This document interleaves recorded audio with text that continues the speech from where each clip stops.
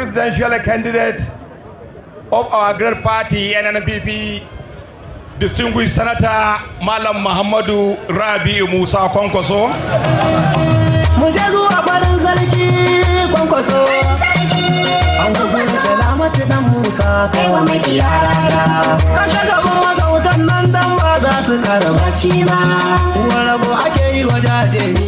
Our invited guest, officially a friend to our live leader, program from Kano, which is the declaration of state of emergency in Kano State, on education in Kano State. And in attendance is the executive governor of Kano State, along with the leader of the NMPP movement in Kano, Dr. Rabi Musa Kwankwaso. Important occasion. I welcome you all to Kano, and I am happy to inform you that His Excellency is today, by the grace of God, ready and prepared to declare state of emergency on education. The cooperation of all is needed on this aspect, as the state will be driven toward a prosperous, dependable, and reliable education structure. May God Almighty help him in this assignment, and may God Almighty add to him his strength in health and other things, so that he will lead Kano with great achievement and take us to the promised land. I hope this occasion will be hitch-free, and by the grace of God, everybody will return to his home safely, inshallah. Thank you very much. Thank you very much, Honorable Commissioner, Minister of Education, Kano State. Honorable Umar Haruna Dogwa.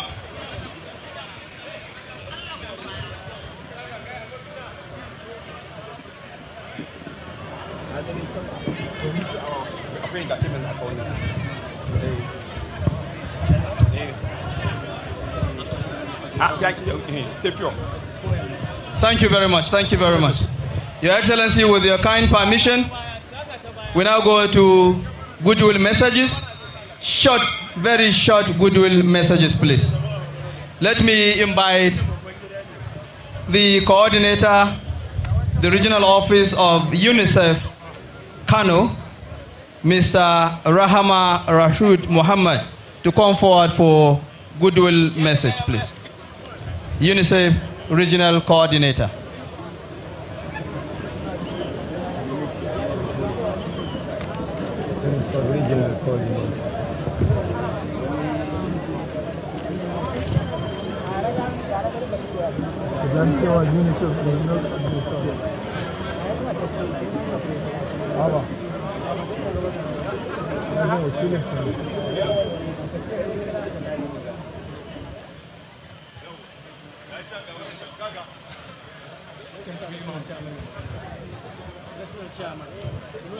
Your Excellency, the Executive Governor of Kano State, Engineer Abba Kabir Yusuf, Your Excellency, the Deputy Governor of State of Kano State, distinguished guests, and ladies and gentlemen, Assalamu alaikum wa rahmatullahi ta'ala wa barakatuh. I take this opportunity to congratulate the government and the people of Kano State on this occasion by taking the bold decision to declare a state of emergency in the Kano State education sector. Education is a driver of development. Regrettably, like several countries in sub-Saharan Africa, the education sector in Nigeria faces so many challenges and so many barriers. The barriers that have impeded the progress of this sector, putting a clog on the wheel of progress and weakening the role that education should have played as an engine of development. Education is the bedrock of a thriving society. However, according to the statistics of Mixed Survey 2021 in Kano State, the completion rate of the primary and junior secondary school now stand at 69% and 64% respectively. The number drops drastically at the senior secondary level, with only 49% of children completing their education. This steep decline is a wake-up call for all of us that Kano State cannot ignore these statistics. We cannot afford to ignore this.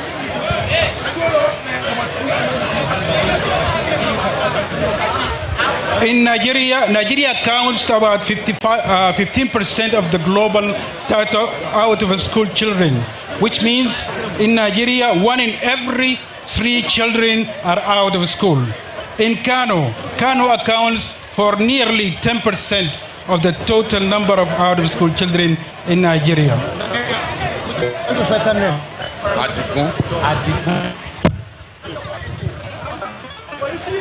However, the crisis does not end with school attendance. Learning poverty exacerbates the challenges we faced. Based on the mixed 2021 data across Nigeria, of which the children aged 7 to 14, only 27% of the children have foundational reading skills, and nearly 25% have educational numeracy skills in Kano. These figures are even more alarming. Only 10% of children in Kano demonstrate foundational reading skills, and only 11% show foundational numeracy skill. This means that even if children are in schools, they are not necessarily learning. We need to take action. These statistics paint a bleak picture, but they also serve an urgent call, an emergency call for immediate action. We need to take some actions. Education is not just for learning. Education is a right. Increased access to education must be facilitated through increased net enrollment to reduce the number of out-of-school children. Equity needs to be tackled, ensuring equal opportunities for vulnerable children groups, namely children with disabilities, girls, nomadic farmers, and herdsmen, and children from most poor and very poor families. Rural and poor children completion rate are below the national average. Quality of education. The data show that while the challenge of out-of-school children needs to be tackled urgently, the greater barrier to education is that even children enrolled in schools, no quality learning is taking place, resulting in a very poor learning outcome. Public sector financing. Whereas the global recommended benchmark for domestic spending on education percentage of GDP is between 4 to 6%, Nigeria spent on education regressive and misaligned international benchmark. In terms of public financing in Kano State, there is a challenge in the gap between allocated funds to education and that are eventually released and actually spent in the approved budget. I appeal to Your Excellency to ensure that this gap is closed during your administration. We must implement targeted interventions to improve foundational learning. The Kano State government takes and deliberates on concerted actions to tackle barriers to quality education. I urge that particular attention should be focused on education as a right, on equity issues, on infrastructure, investment, and on teacher education, teacher learning. We need to have building schools. We need to renovate schools. We need to provide these schools with clean water, with clean sanitation services, especially in rural areas. Let us work together in partnership to ensure that every child in Kano has an opportunity to grow and learn and achieve their full potential. Rebuilding hope through quality education requires collective efforts from all stakeholders, government, educators, partners, private sector, community. We must address the root causes of these disparities and work towards creating an inclusive, equitable, and high-quality education in the Kano State. Thank you very much for your attention. Thank you. Thank you very much. That has been a short goodwill message from the coordinator UNICEF regional office based in Kano. Thank you very much. The next goodwill message is from the Foreign and Commonwealth Development Office, the former British Department for International Development, under the PLANE project, Mr. Philip Adigun. Mr. Philip Adigun to come forward for a short goodwill message on behalf of the FCDO.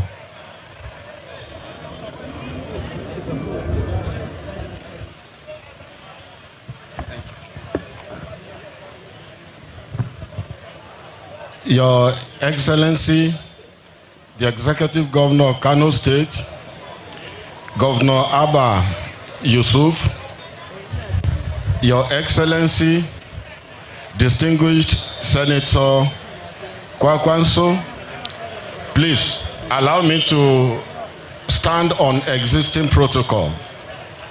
I am standing here on behalf of the state team leader, Plain Kano, representing FCDO.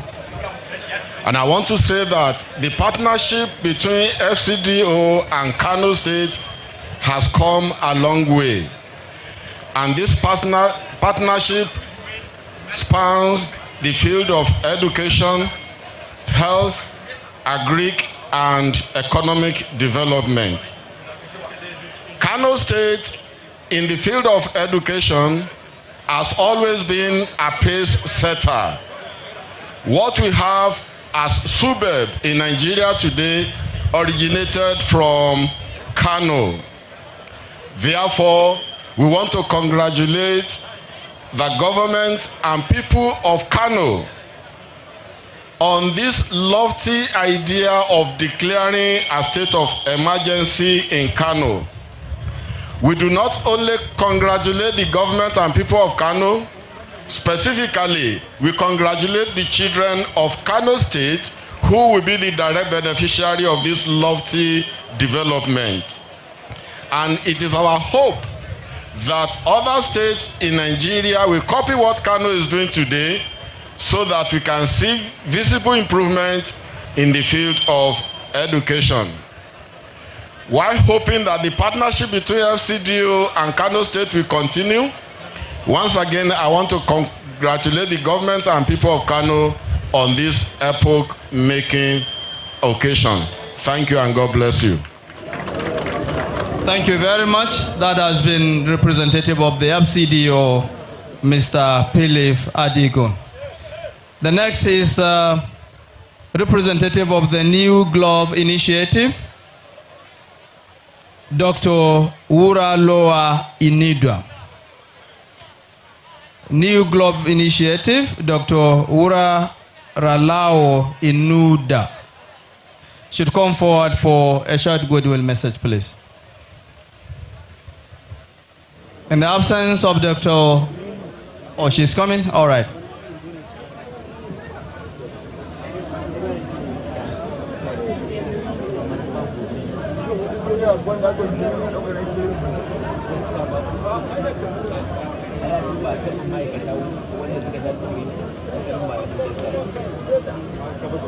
Dr. Wuraloa Inadu is from the New Glove Initiative. She's going to deliver a very short goodwill message at this event. 2 minutes.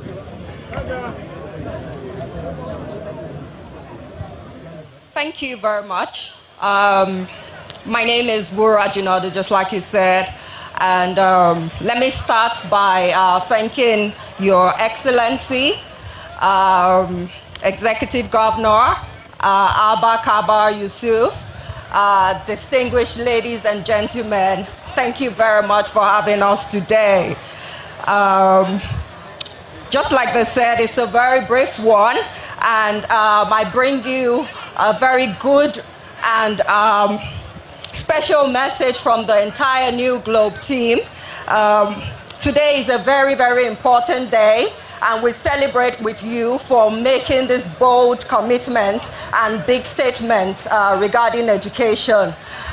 This is basically just to tell you today that we at New Globe are very excited at this move, and we are here to reinforce our commitment to partnering with the Kano State government and the children of this state to make sure that this state is indeed ready to participate in the economy, not just in Nigeria, but on the global scale. Just like one of my colleagues in the industry said earlier, the numbers that have been coming out of Kano State have been quite appalling, and it's no news that the kind of governor that we have today has made a bold commitment to ensuring that we change the statistics and the narrative, and to make sure that we get the state into where it should be.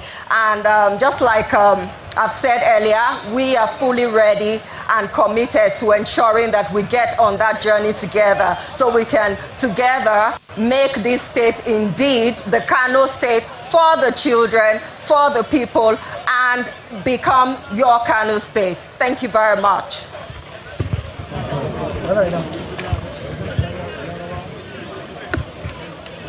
Thank you very much. Thank you very much. Next in the goodwill message is the chairman, NUT, Nigeria Union of Teachers, Comrade Baffa.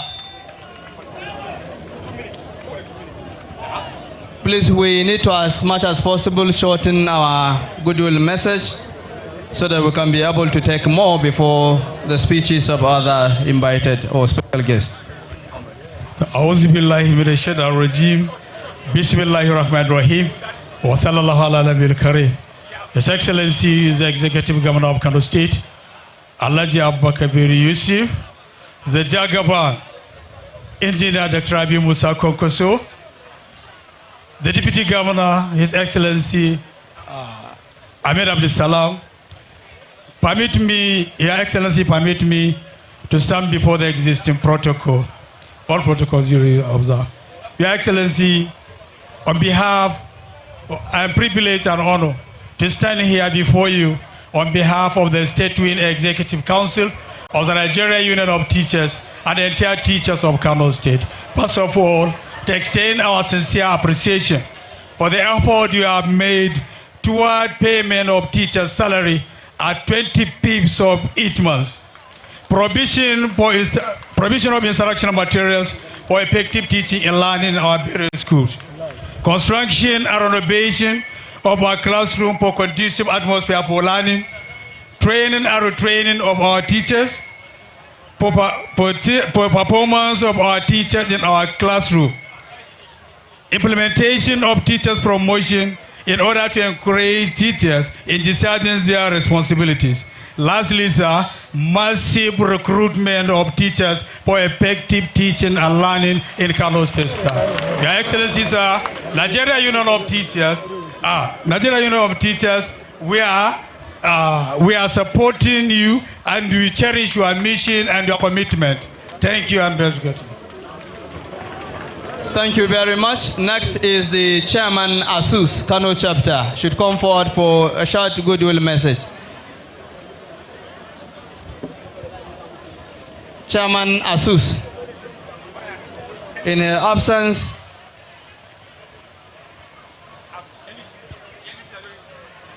absence, let me invite the representative of the Executive Secretary, Nigeria University Commission. Okay, ASUS is here, so let's delay the NUC representative. ASUS, 1 minute, please. Of the greatest Kano State teachers, of the greatest Kano State teachers, I want to explain, I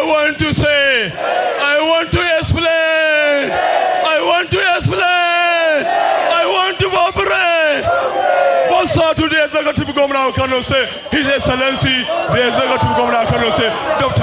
Engineer Abba Kabirisu. Bossa, sir, boxer, sir, boxer.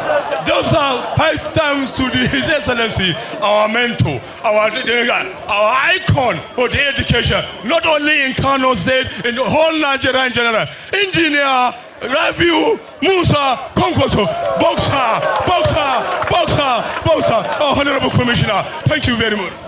Thank you very much. Very energetic and agile ASUS chairman. Thank you very much. You can have a handshake with His Excellency, the Executive Governor of Kano State, Alhaji Abba Kabir Yusuf. Let me invite the representative of the NUC Executive Secretary, who is here with us, in person of Dr. Garba Azari. Dr. Garba Azari. The representative.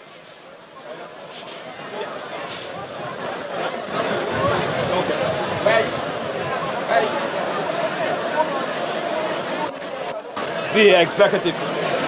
Sorry,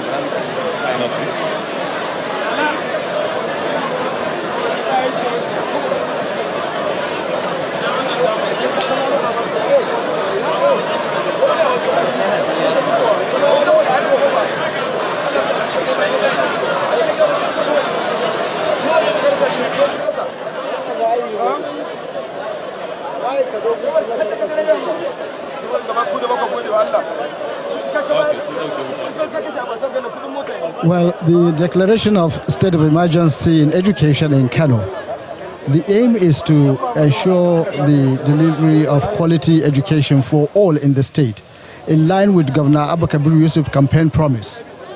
The program is also aimed at expediting actions to guarantee access to quality education through the renovation and building of new infrastructure, school infrastructure, and improving enrollment, as well as recruiting quality teachers to ensure delivery of quality education.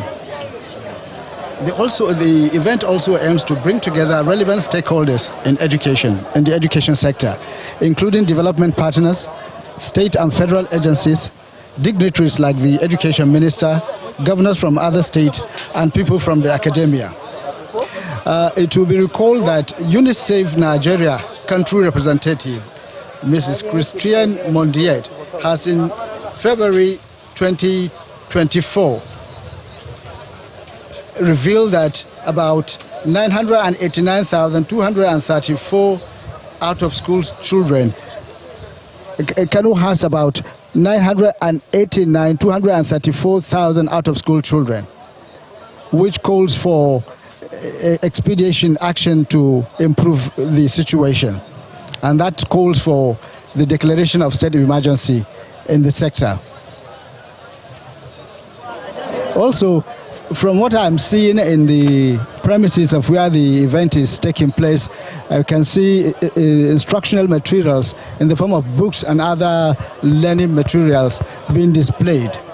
Also, it is drawn there from the attendants in the event are drawn from the teachers' unions from the basic level and tertiary level, as well as international organizations who are ready to partner with Kano State government to improve the quality of education. Also, the State Commissioner of Education, the State Commissioner of Education has been up and doing in trying to ensure that new teachers are recruited in the state. That I should deliver his Goodwill message in this auspicious occasion. He said education, when properly and effectively harnessed, becomes a catalyst in an individual's personality development. And it further exposes one to different perspectives that will thus house in providing a clear and broad vision for a purposeful life. Some of the key roles played by education involves cultural transmission, social placement, social control, and promoting social and political integration. Economically, education, functional one, can have a significant impact on the country's economic growth and development. By embedding effective knowledge and skills, citizens will be ripe and confident enough to face and favorably compete in the global economy. For all this to be harnessed and realized, competent and well-groomed teachers whose roles involves counseling students, mentoring students, and teaching them how to use and apply knowledge in their lives is not only desirable but sacrosanct. At this point, I would like to make a passionate call for an increased funding and support by state governments to their educational institutions, a singular act whose importance cannot be overemphasized. They should also strengthen the governance structure that makes them sustainable and virile at all times. They will equally do well by undertaking innovative partnership and collaborations, which are the hallmark of modern educational enterprise, as no entity can stand on its own. I would like to congratulate Kano State for this foresight and giant stride towards revitalizing education in the state. We at the NUC are pledging our unparalleled support as well as identified with these noble objectives. In fact, the recent introduction of the new CC-MAS is a pointer to our height of commitment towards aligning our educational goal to the 21st century demands. We hope you're going to build a sustainable system that will ensure return in investment for the state and the nation at large. Congratulations, the Executive Governor of Kano State. Congratulations, the Kano State people. Thank you very much. Thank you very much, representative of the NUC. Next in the program for Goodwill Message is Mrs. Owojolu Onam from the Crown Comfort Humane Organization, a philanthropic organization. Should come forward for a short Goodwill message, please. Crown Comforters Humane Organization.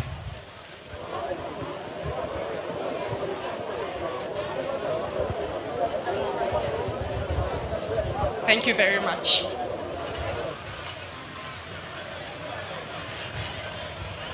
Good afternoon, everyone present here. The Excellency, the Executive Governor of Kano State, Abba Kabir Yusuf, and the former Governor of Kano State, whom we respect so much. So at this point in time, I want everybody to be quiet. The noise is too much. I can see you're all celebrating today. It's worth celebrating, yeah? Hardly could you ever hear of a governor who has interest in education. Please clap for this executive governor of your state. I am proud to identify myself with you today because we have been trying to advocate for quality education in Nigeria. We have been to so many states and we see the redundancy that has been placed on education. Today, I am so proud of the Kano State government.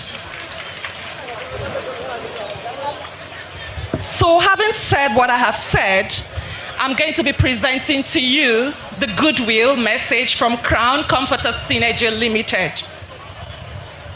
On behalf of Crown Comforters Synergy Limited, we are here with a great delight to say a big congratulations to you, sir, on your noble achievement within just 1 year in office. One can only imagine the level of development that Kano people would experience in the forthcoming years. As a developing company, Crown Comforters Synergy Limited, together with its technical partner, Noble Peaks Global, is committed in partnering with the Kano State government in developing and maintaining a central database for all primary, secondary, and tertiary education. What does this mean? It means today your governor has taken Kano State digitally. Please put your hands together for the governor. So he's going to be referred to as a digital education governor. So, going forward, we are on this auspicious occasion in declaring a state of emergency on education in Kano State.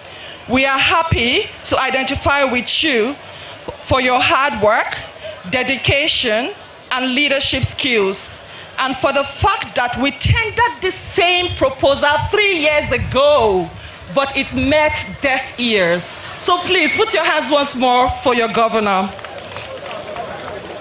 We thank the Almighty Allah, and we wish you a continued success, sir. Thank you. Thank you very much. Thank you. Your Excellency, with your kind permission, let me recognize some notable personalities here.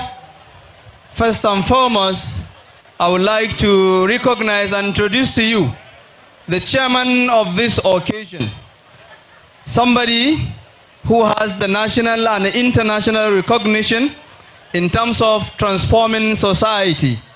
This is no one but the former presidential candidate of the SDP and also former governor of Cross River State, in person of His Excellency Dr. Donald Duke. Dr. Donald Duke is here with us as the chairman of the occasion. Thank you very much for being in Kano to attend this occasion. We also have representatives of the Vice Chancellor, Bayero University, Kano.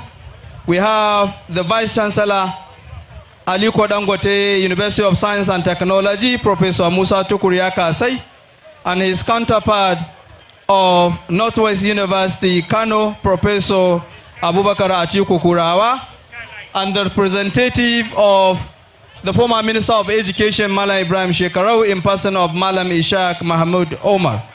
The Vice Chancellor of Skyline University is also here with us.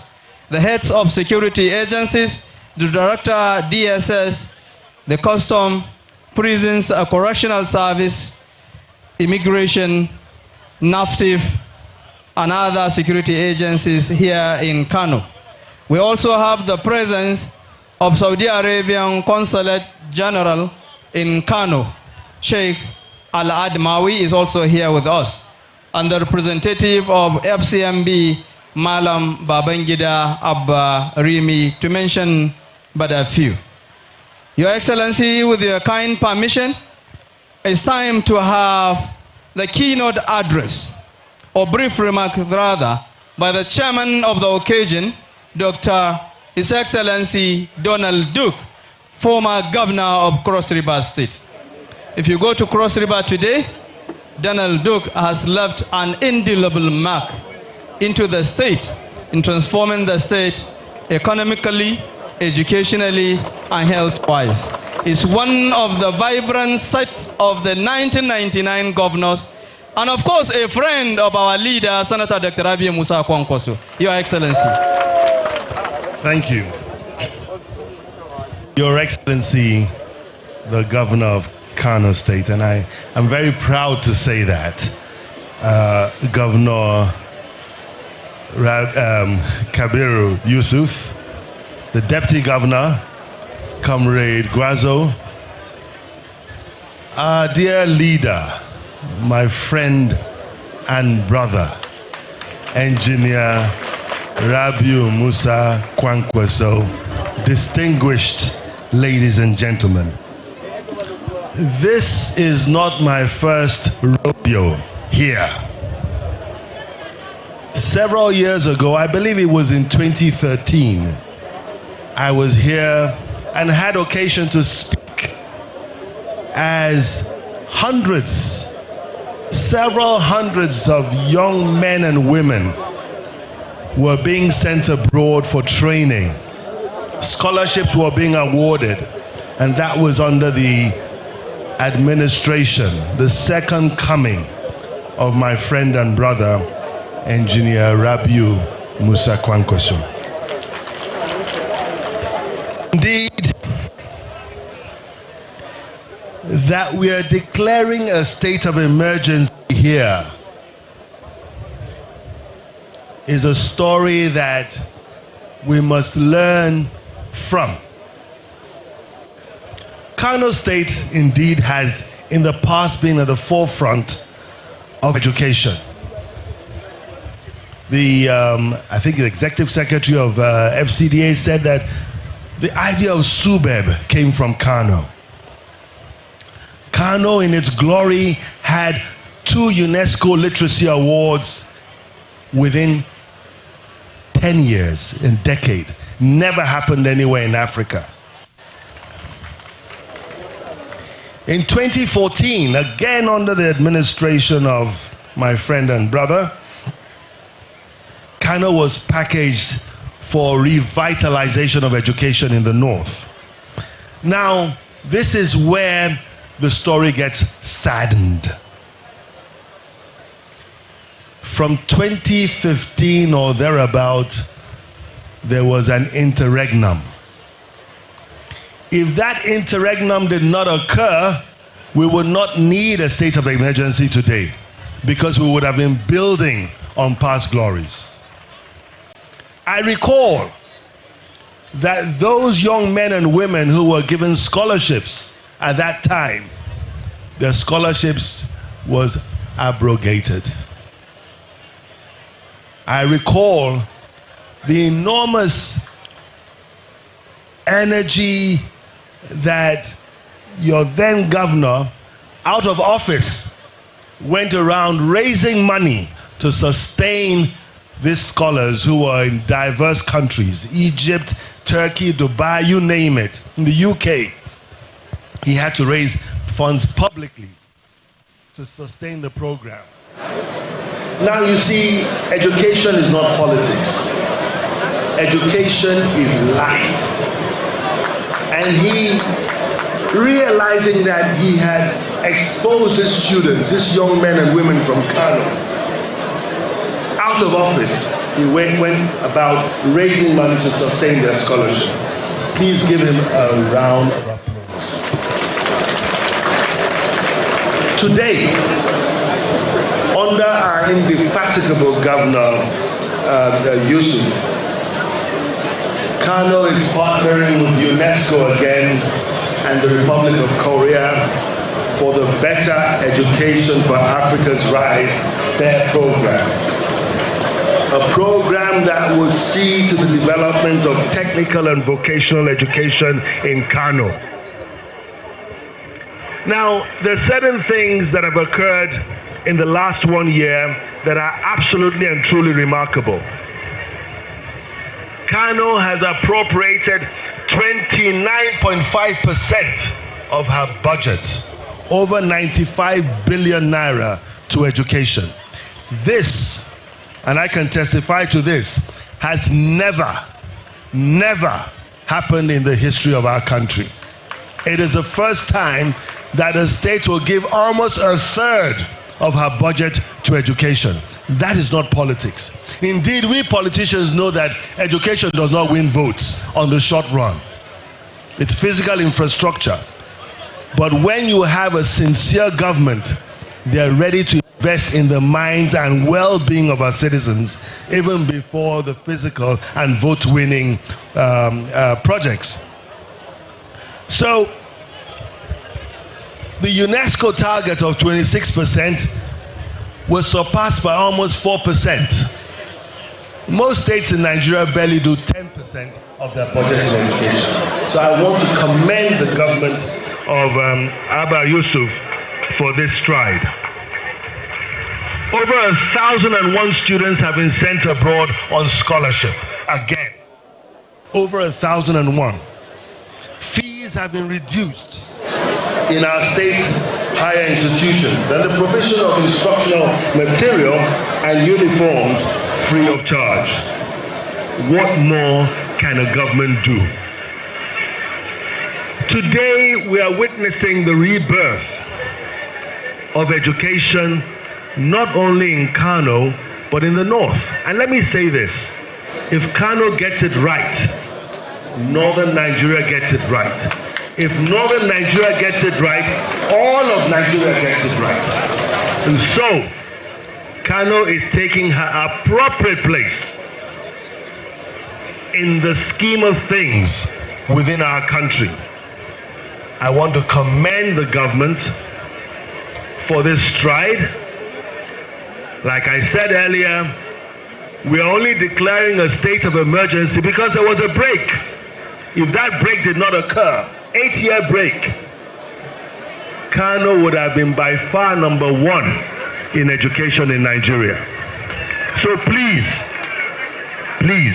I ask all of us, let us support the strides being made. History is being made before us. This is not politics. This is life. Your Excellency, congratulations.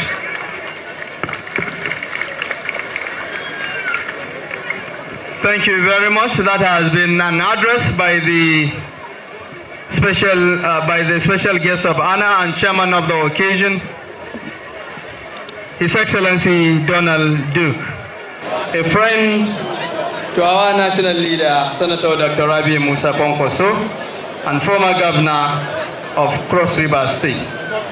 His Excellency Donald Duke is here in company of Dr. Yemi Ogumbi, Chairman Tanus Limited and former Pro-Chancellor, University of Ife, the prestigious University of Ife.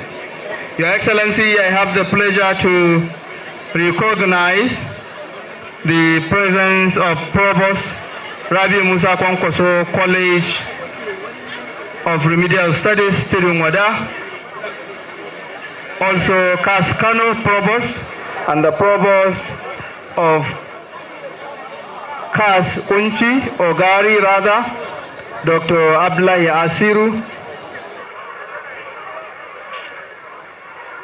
Thank you very much. At this point in time, Your Excellency, we're going to invite one of the vibrant and Kano-born poets, popularly known as Sophie, to come forward for a 2-minute poetry before we go into watching the short documentary on the level of decay and dilapidation of the education sector in Kano State, from which His Excellency is determined to reform the system. Sophie Turaki should come forward, please.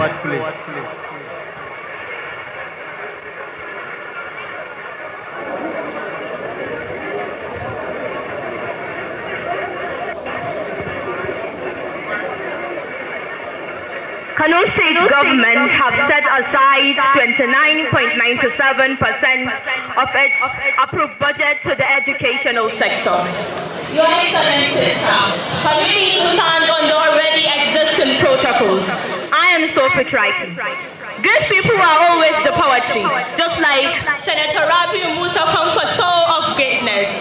By the whispers of a city, with measured words amidst a man of change, a beacon of hope and answered prayer, potion of residing education on unbelievable ground, says for people with capacity will live, transformer of Kano, to this other use of resilience of growth, of legacy intangible. So here in this time, as we celebrate education, rhyming through chambers of Kano, for change and history was made. Educational budget approved highest in history. Renovation of schools into paradise of beauty. Reopened, renovated closed boarding schools, restoring the glory of education. Distributed buses for every child to be in school. Your Excellency, sir, reowned, renovated boarding schools, restoring the glory of education. Distributed buses for every child to be in school. Secondary school retires programs reintroduced. Procurement and distribution of teaching along learning materials. Deployed 6,000 redundant staffs to classroom. Upgrade feeding for every proper child's must edge. School uniform givens. History was made. Embark on a robust approach to infrastructure development. Cycle the state. Student on scholarship to learn foreign trade. NICO exam speed. Establish the statement steering committees for all donor parties. Distributed down from distributed jam forms for every child to be in school, reinstalled discipline and teaching a learning environment, serving as a symbol of our government. Unwavering commitment to invest in the future of our youth. Believing education is the bedrock of development. By empowering students to access quality education, it's like laying a foundation for a proper and sustainable future. Kano State education, the hope for many children. The reason for convenience smile on our faces, the melody of resilience, outstanding commitment. So why should I think less when I knew Kano State has built its quotas? Education not just a rhyming word in our head, but actions that uplift the spirit in our hearts, witnessing the rise of education. So still and stand, that makes dreamers to dream loud with Kano State education. You could step the world on your feet. You could be what you want to be. You could dance through nights of cocktails. You could climb the earth itself. So in every time of dreams, in every hours of change, Kano State education will always be our symbol. Thank you. Thank you very much. That has been Sophie Traiki, one of the very vibrant points in Kano State.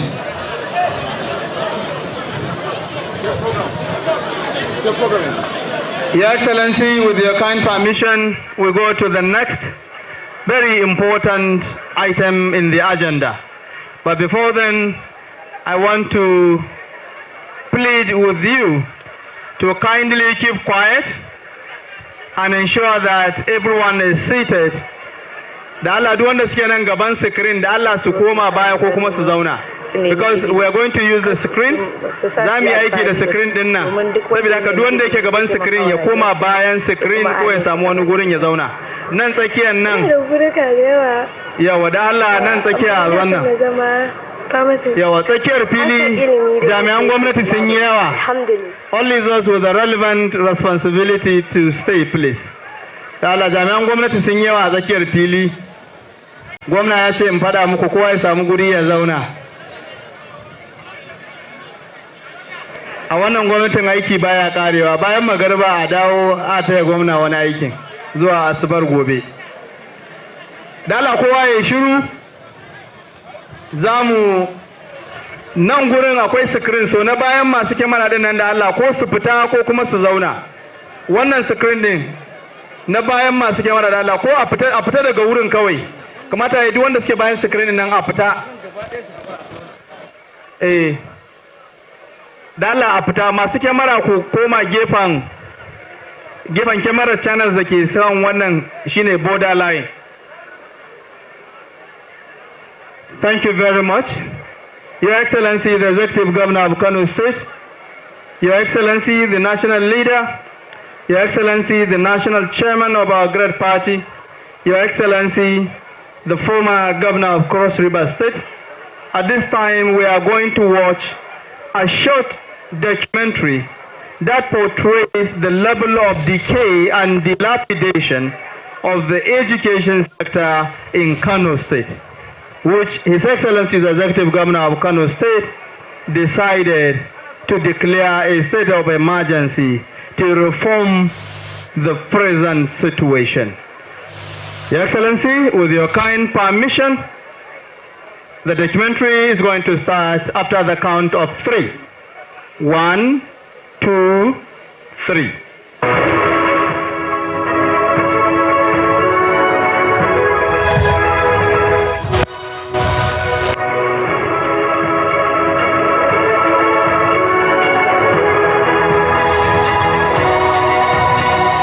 Kano, a state rich in culture, history and commercial heritage, has every potential for time immemorial. But beneath its vibrant surface is a crisis silently eroding its future, the state of its education system. For almost a decade, the education sector in Kano State has suffered from neglect, with primary schools and even tertiary institutions were left to fend amidst crumbling infrastructure and dwindling resources. As classrooms overflow with students and teachers struggle to make ends meet, the need for intervention has never been more urgent at any time in the past than now. With the declarations of a state of emergency in the education sector in Kano State, hope flickers a new dawn for the children and their parents, with the belief that lights have begun to emerge at the end of the tunnel. This documentary gets along deep into the reasons behind the declaration, shedding more light on the years of neglect that have brought the education sector, primary to tertiary institutions, to its knees in the historic state of Kano. I went to school where one classroom is being shared as a classroom, as a dormitory. We went to school with 6,000 students without a single toilet. We went to school with hostel accommodating like say 100 students without a single window. Join us as we uncover the challenges faced by the school system, the teachers and the parents alike, exploring the transformative initiatives aimed at revitalizing Kano education sector to the highest plane of regards. For in the face of adversity lies the opportunity for change. Welcome to the journey towards a brighter tomorrow for Kano education sector.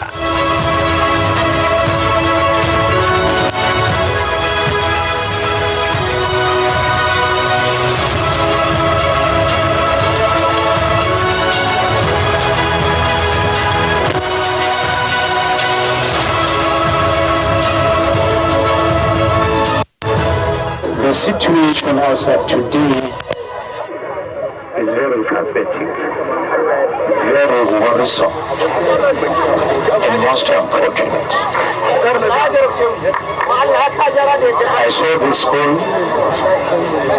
I heard a lot about the dilapidation of the school, and I thought the best way for me as the governor of the state is for me to come and see for myself and take decision as to how best we can reactivate the infrastructure in the school, and to make decision as to whether the unfortunate burden, of the school will be reverted.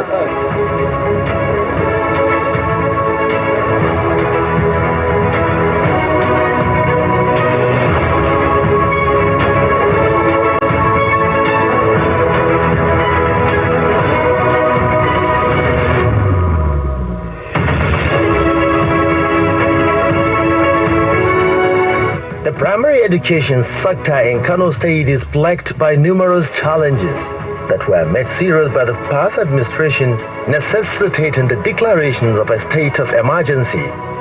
Neglect and infrastructural decay are rampant, with many schools lacking basic facilities like classrooms, toilets, and instructional facilities, inadequate funding, teacher shortages, and poor educational quality further exacerbate the crisis.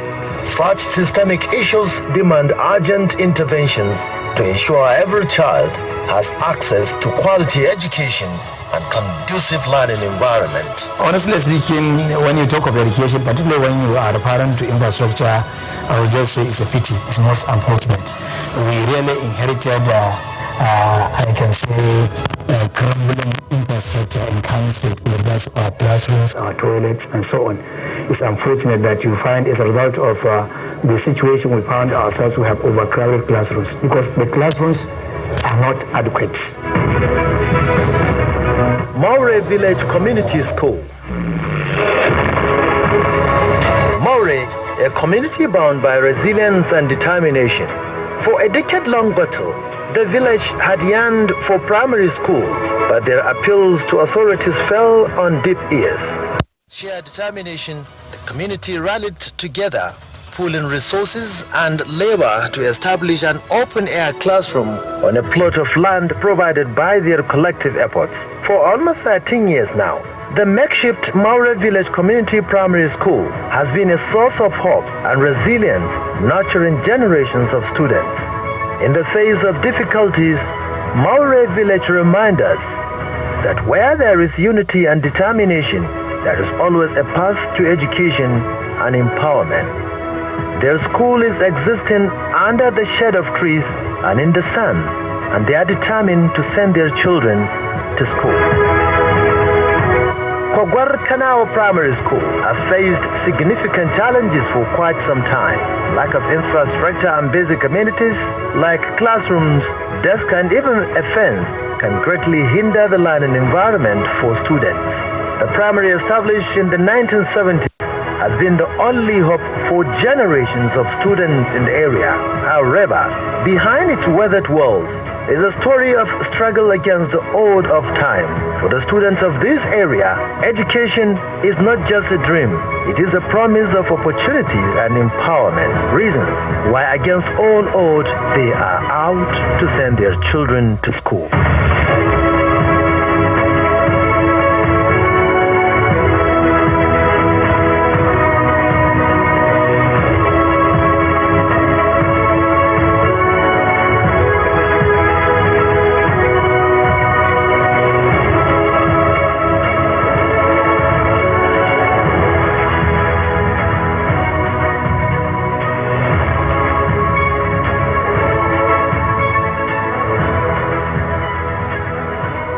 It is only when you have conducive learning environment that effective learning can take place. And this is seriously learning in many schools across the 44 LGS. Let me just give you an example. If you go to so many schools, you find the children sitting on bare floor. Now, if you are teaching a child handwriting, he needs to be on a good seat, have a table or a desk, put his book, and then he will be trained on how to write very well. But unfortunately, you find them, all of them, the whole class, sitting on a bare floor. Roba Primary School, Ganduji. Roba Primary School has for years been a forgotten school. The primary, once a thrilling environment for learning, now stands as a relic of neglect and abandonment. Its classrooms are empty and silent, even with less or no pupil attending. For decades, Roba Primary School has been trapped in a cycle of relic decay, its infrastructure quite non-friendly, and its resources depleted. Perhaps the most tragic consequences of its neglect is the impact it has on the children of Roba community, Ganduji. Unable to withstand the harsh condition of their learning environment, generations of students have been forced to abandon their education. Their dreams for a better future slipped in the hands of many. Amongst them is their own son, who happens to be the governor of Kano, yet cannot look back to fix this mess at his home front. Let's now take a look at the secondary education sector, which at the moment is facing formidable challenges that have precipitated its alarming decline. The dire circumstances inflicting the sector justifying the urgent need for a declaration of a state of emergency in the education sector. By delineating the multifaceted issues plaguing secondary education in Kano State, we underscore the imperative for immediate intervention to prevent further deterioration and restore the sector to its former glory. Here is my class. We are sitting in the mosque because we don't have enough classes. That's why our school combat us to sit in the mosque, because the classes are not enough for us. We don't have even all the chairs. We are just sitting down in the mosque and in the staff room. The mosque is in the staff room, but the teachers and us are sitting. And when the teacher comes for a lesson, like, you don't have the confidence or right to round into the class because of we are just sitting down. The remnants of an educational institution that once was a complete girls' boarding school lies here. This is GGSS Elga. Today, GGSS Elga remains a silent witness to neglect and abandonment, a testament to the challenges faced by public education in Kano State. Closed down by the previous administration and left to decay, Government Girls Secondary School Elga's infrastructure now lies in a state of dilapidation, as you can all see. The once vibrant classrooms are now filled with debris, and the playgrounds echo with emptiness. Despite the challenges, there is hope on the horizon. The closure of Government Girls Secondary School Elga has had a devastating impact on the community as well as other communities in and around Kano City. Amidst the bustling of life was Government Girls Secondary School Jogana. Once a school with over 2,000 students in its boarding house. It was, however, closed down some 5 years ago, and now neglect seeped into its very foundation, leaving behind a trail of decay and dilapidation. Jogana was once vibrant corridors, echoed with the laughter of boarding students, now lay silent, haunted by the memories of the bygone era. Windows once gleaming with sunlight now stood shattered, allowing tendrils of ivy to creep in, reclaiming what was once not there. The classrooms once filled with the eager minds of tomorrow's leaders now bore the scars of neglect. Desks lay broken, textbooks torn, and chalkboards faded, every facility decaying, evidently showing abandonment that had befallen the institution. The students' dormitories, where friendships were forged and dreams were shared, now stood empty. Government Secondary Tahfiz al-Quran Kiru. The GSTQ Kiru still stands as a haunting reminder of neglect. The school, though not officially closed, resembles a ghost town with its buildings and infrastructure decaying into oblivion.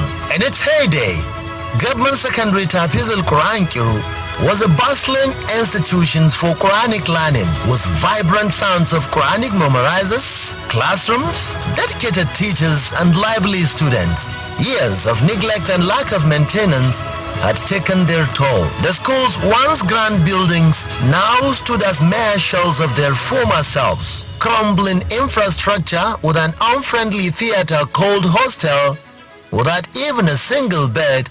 The teachers' houses at Tahfiz al-Quran Kiru, which were once a symbol of stability and commitment, now lay abandoned and overrun by dilapidation and decay. The students' hostels, once filled with the air, now stood snoring, with students living on a mat laid on bare floor. Despite the visible dilapidation traces at Kiru, the school is still with students whose fate is between reality and the dream for the future. Government Secondary School Gwarzo, established decades ago, stands as a sign of the legacy of education in northern Nigeria. Once adorned by the footsteps of illustrious alumni such as the renowned Rabiu Musa Kwankwaso, GSS Gwarzo was a beacon of hope for generations. But today, the corridors of this vulnerable institution bear witness to a different tale. Amidst the hustle and bustles of students lies a harsh reality: infrastructure decay. The once study hostels now stand as a solemn reminder of neglect, their walls weathered by time and elements. The toilets once pristine now lies in despair, echoing the neglect that has befallen this historic institution. As GSS Gwarzo stands at the crossroads between its glorious past and uncertain future, one thing remains clear: the urgent need for revitalization for the sake of its students, its teachers, and the generation yet to come. The time to act is now. GGSS Madobi, Kano. Government Secondary School Madobi, formerly with more than 2,300 students, once stood a good school.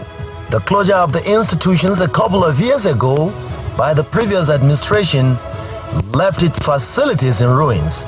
This forgotten school is exploring the resilience of its students and staff amidst decay. GGSS Madobi was more than just a school. It was a community.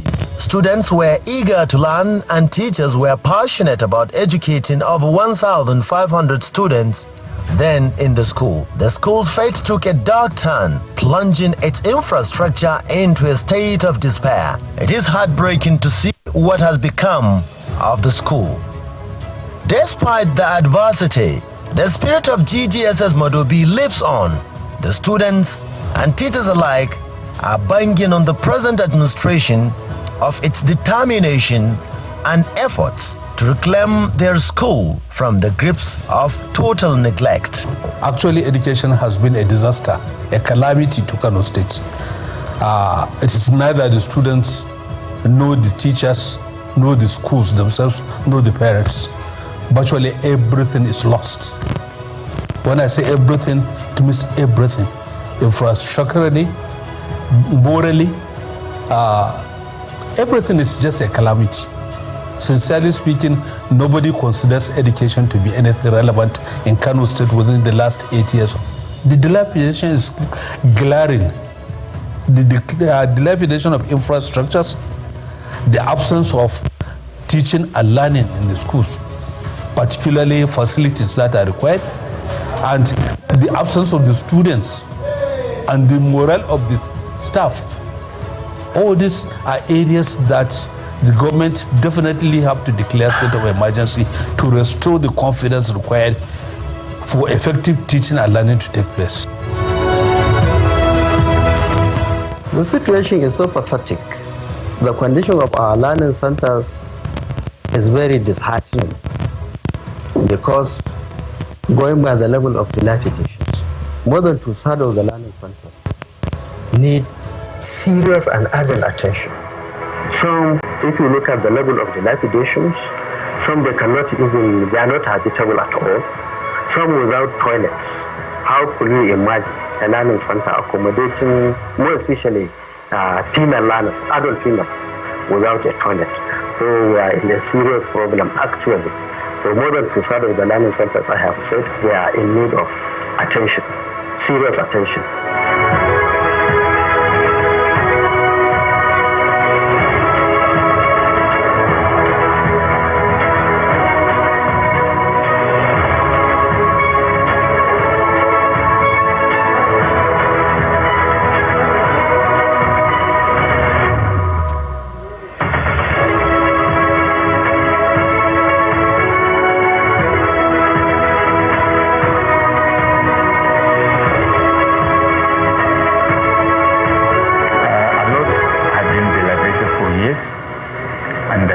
In some boarding schools, the schools are not even pens.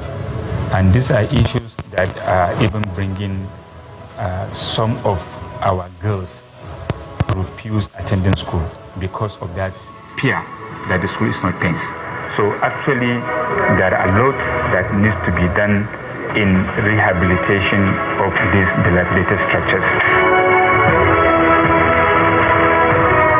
Despite facing significant challenges, the Kano State government, under the leadership of Alhaji Abba Kabir Yusuf, has demonstrated unwavering commitment to improving education within the state.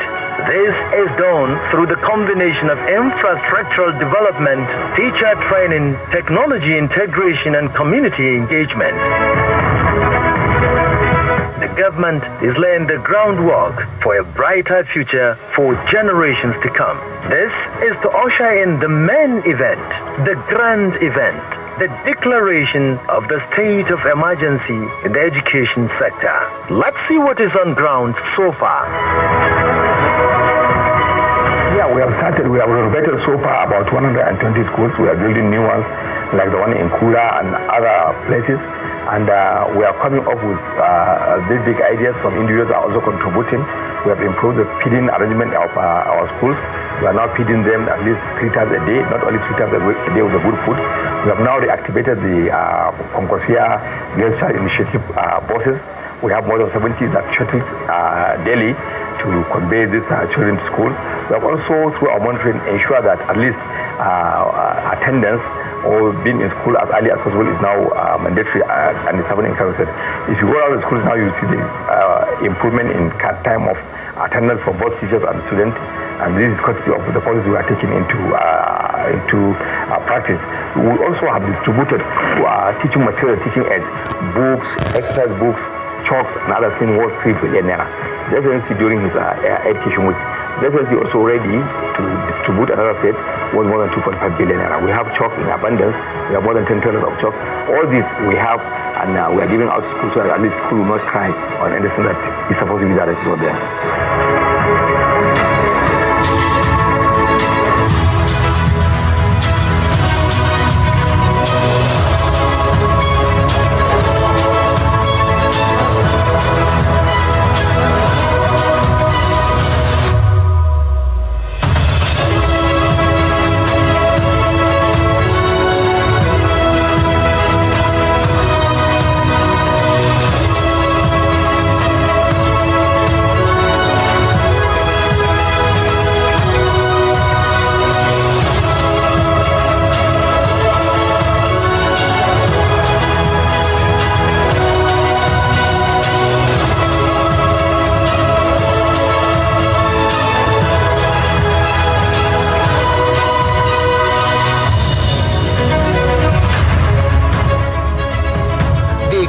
National Cash Transfer Program for vulnerable students through Agile Project initiatives in Kano State is providing financial support to families, ensuring that children can afford to stay in school. Meanwhile, the IDEAS project is equipping vocational teachers with the skills they needed to empower students for the workforce of tomorrow.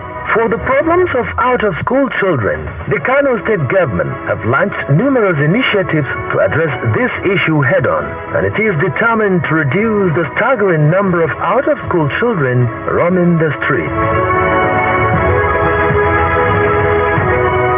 Now let us delve into the higher education of learning in Kano State, comprising the tertiary institutions that has for long been a citadel of academic excellence. Yet, its potential has been destroyed by the 8 years of neglect. As a result, the once vibrant universities, colleges of education and polytechnics under the institutions now bear scars of neglect, hindering both the academic pursuits of students in several aspects and the research endeavors of the faculty members. The Honorable Commissioner shares the travails. We have tracked the footprint, especially on the atrocities committed by them on education. More particularly, we have seen the encroachment of land, classes, theaters by the past government, to the extent that even some land, some classes, some theaters were allocated for personal gain. Kano University of Science and Technology, now Aliko Dangote University of Science and Technology. I mean the former Dollar Hotel, you can see how it was allocated for personal gain. So they have committed a lot in terms of declining the educational sector here in Kano. As we conclude our documentary on the declarations of a state of emergency on the education system in Kano State, it is evident that the impact of this decision resonates.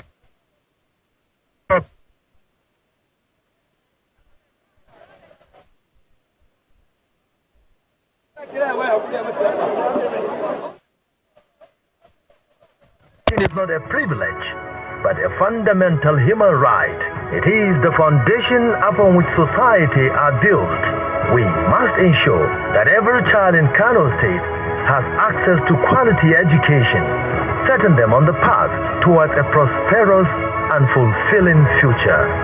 This is not just a declaration for a state of emergency, it is a call to action. Let us rise to the challenges and help the executive governor of Kano State, Alhaji Abba Kabir Yusuf, Abba Gida Gida, to build a brighter tomorrow for generations to come. Thank you for joining us in this journey.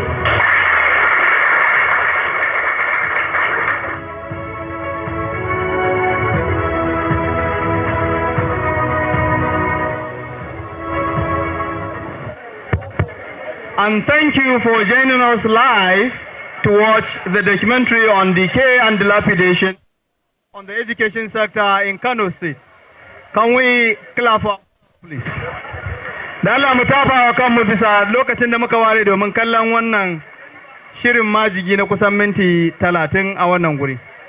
Your Excellency, I have the pleasure to recognize the presence of Professor Hafiz Abubakar, former Deputy Governor and Commissioner for Education, Science and Technology, Kano State, and former member of TET Fund. We also have the presence of Alhaji Sabi Bako, and also His Excellency Alhaji Aminu Ibrahim Ringim, former gubernatorial candidate of the NNPP in Jigawa State.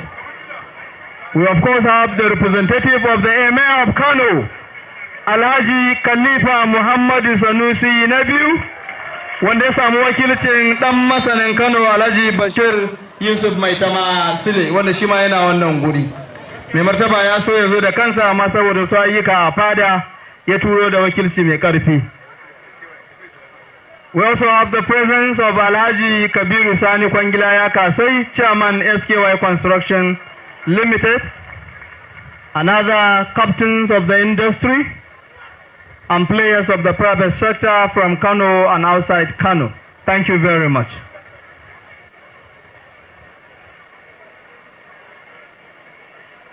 Your Excellency, with your kind permission, at this point,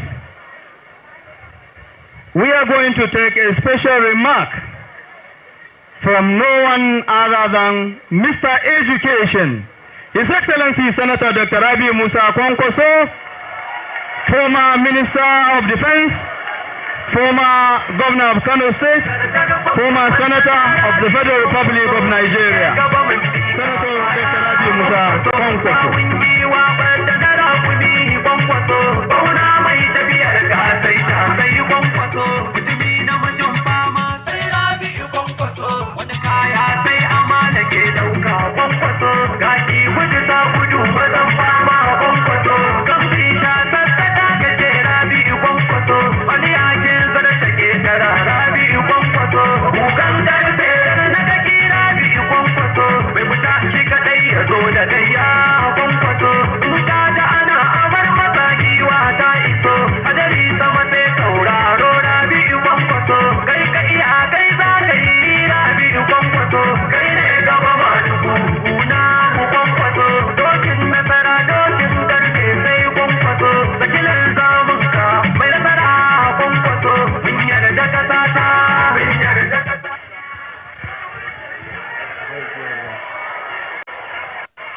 أعوذ بالله من الشيطان الرجيم بسم الله الرحمن الرحيم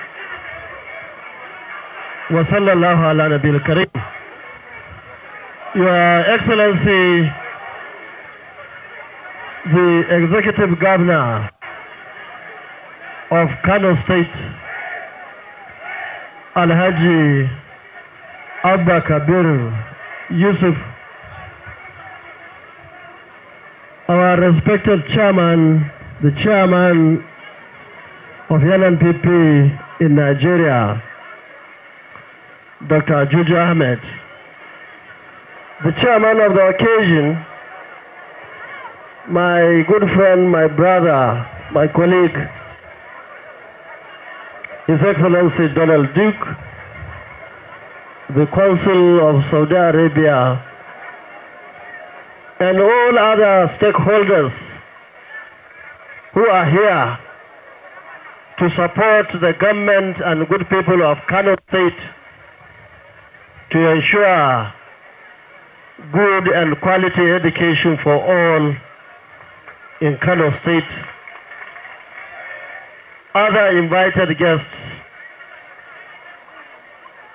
distinguished ladies and gentlemen, let me start by thanking Almighty Allah for showing us this very historic day, the day when our governor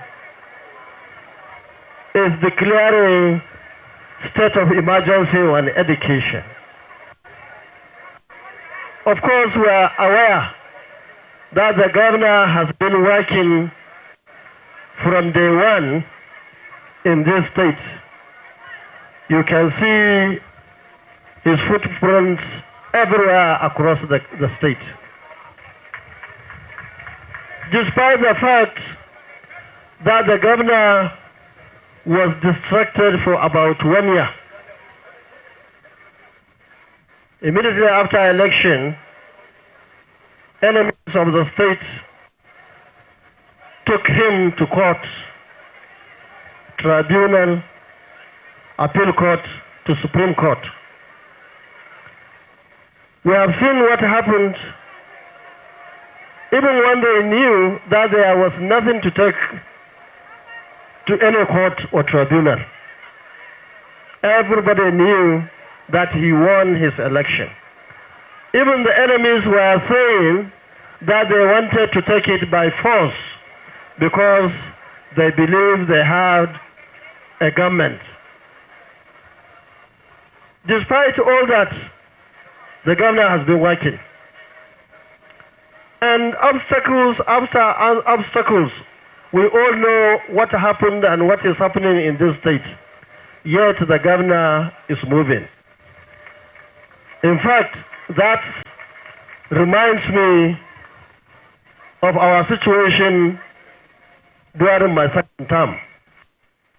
I was sworn in on 29th of May 2011, few months after we had a Boko Haram attack in Kano, attack in mosques, attacks in markets, in police stations, on the roads, in the schools, everywhere. Yet we are focused, we ensure that we are not distracted. So Governor, congratulations for making sure that you are not being distracted. What we are doing today is a continuation of what he has been doing with a very, very serious emphasis. By declaring state of emergency education, it means the governor will be more focused in terms of infrastructure, in terms of teaching and learning materials, in terms of employing teachers and lecturers. And that is why when I came, I was going around. I came to Besda.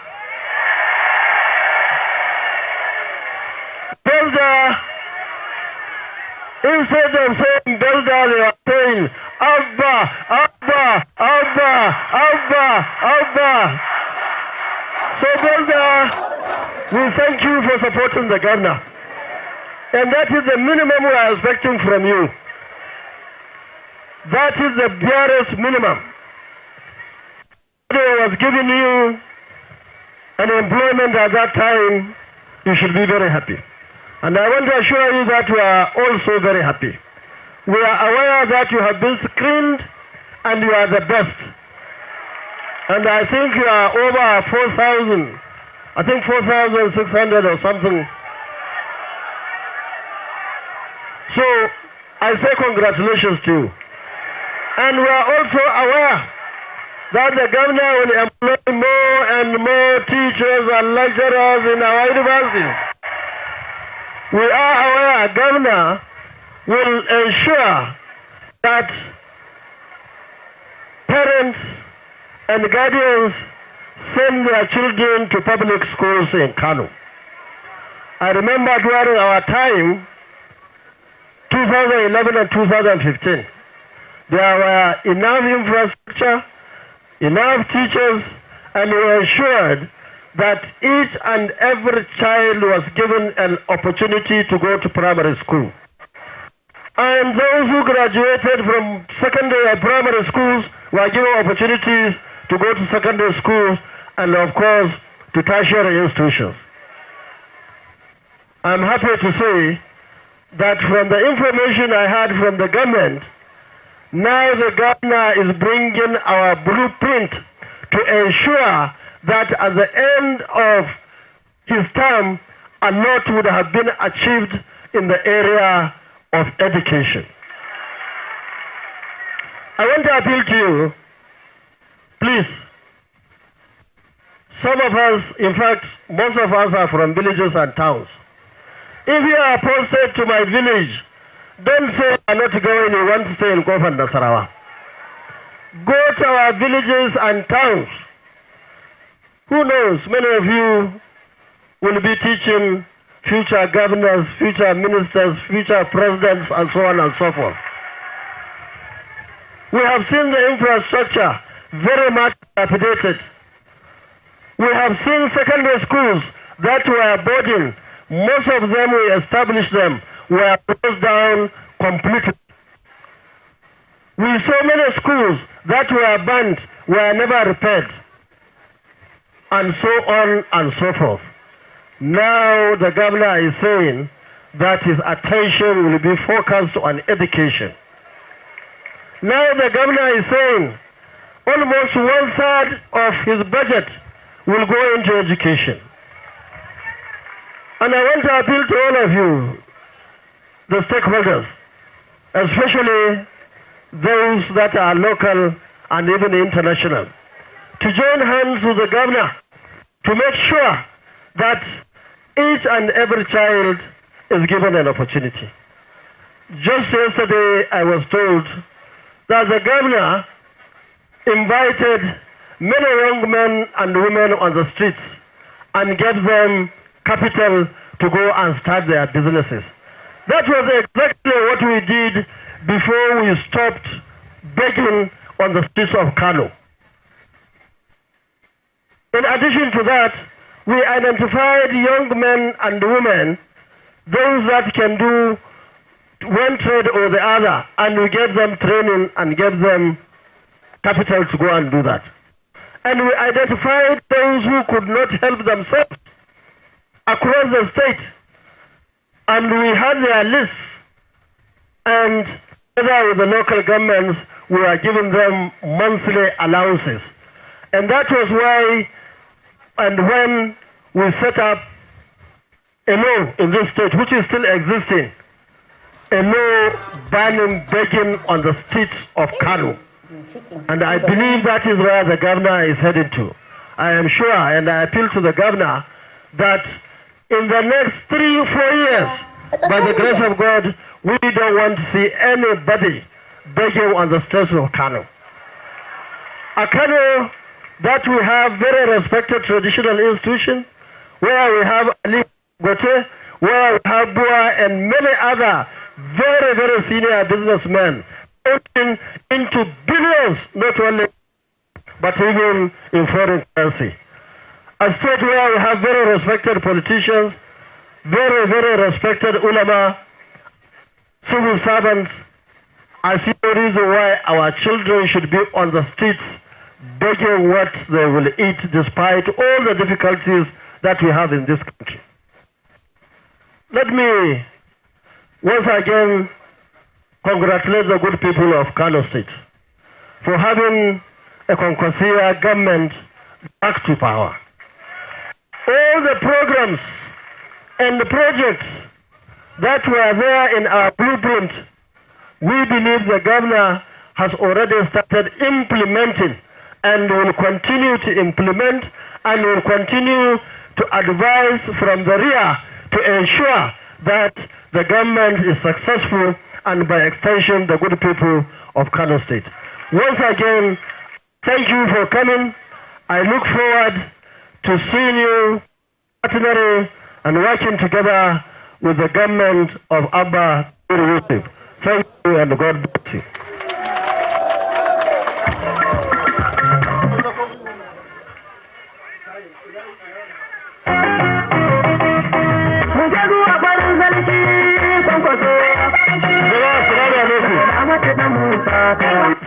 Assalamu alaikum.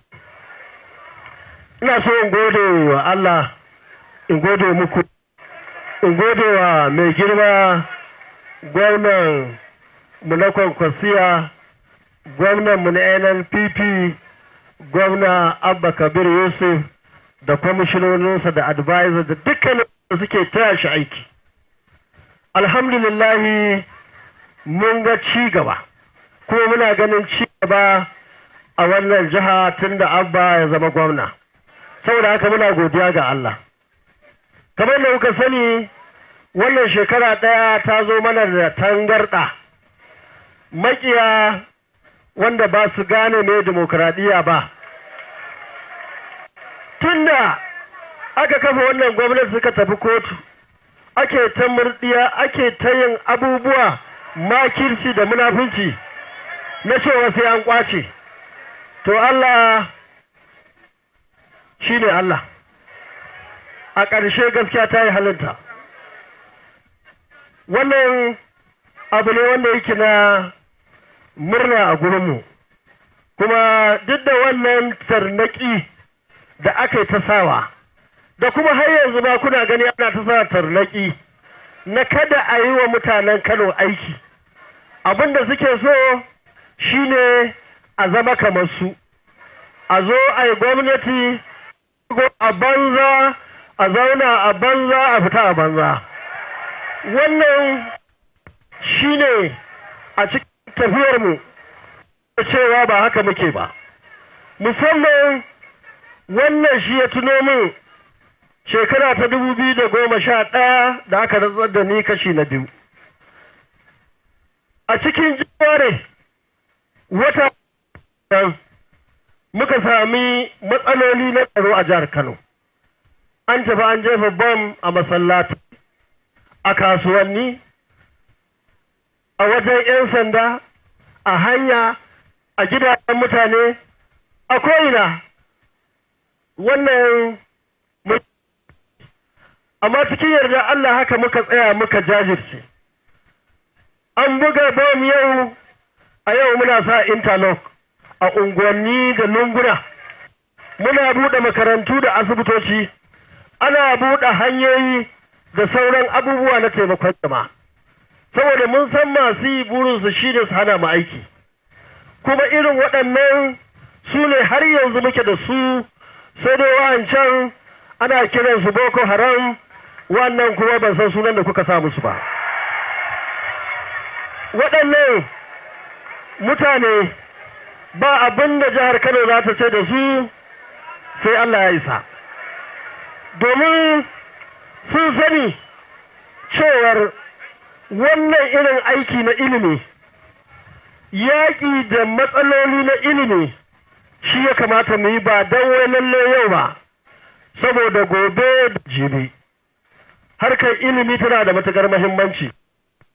Harkar ilimi wasu ba su gane ba da sana'a da aikin yi da sauran na tsaro da muka ɗauka da wannan gwamnati take ɗauka yanzu, shi ne ya sa Kano har yanzu cikin yarda Allah muke zaune lafiya. In muka zauna muka bar mutane da talauci, muka bar su cikin matsala, mutumin kirki ma sai ya zama mutumin banza. Yanzu misali, in ka duba fuskar 'yan bezda ɗin nan, ai kaga 'yan bezda sun samu aiki, kuma gwamna ya ce zai ninninka ya sake ɗaukar ma'aikata su shigo cikin harkar ilimi. Gwamna zai so kayan aiki na koya da koyarwa. Gwamna zai shigo da abubuwa da yawa wanda na tabbata ya tashi, duk da babu lokaci na san zai faɗi yan kaɗan. Wannan shine yanda ake tafiyar da gwamnati irin ta zamani. Wasu sun ɗauka tafiyar da gwamnati gaba, ƙiyayya, fada, kwashe kuɗi, sace-sace, dala, naira da sauransu. Duk waɗannan abubuwa ne waɗanda suke baya cikin tsarinmu. Mutum ko yana cikin tsarinmu ya fara, to ya fita. Ina jawo hankalinku 'yan bazda, da ku tsaya ku jajirce, ku yi aikin da ya kamata, ku koya wa yara ga sunan ƙanana, wanda za ku koyar da su a firamare da sakandare da sauransu, da ma wanda za a ɗauka su koyar a jami'a. Ku tsaya ku yi tsakani da Allah. Kar ku ce ku 'yan birni ne dole sai kun zauna a birni.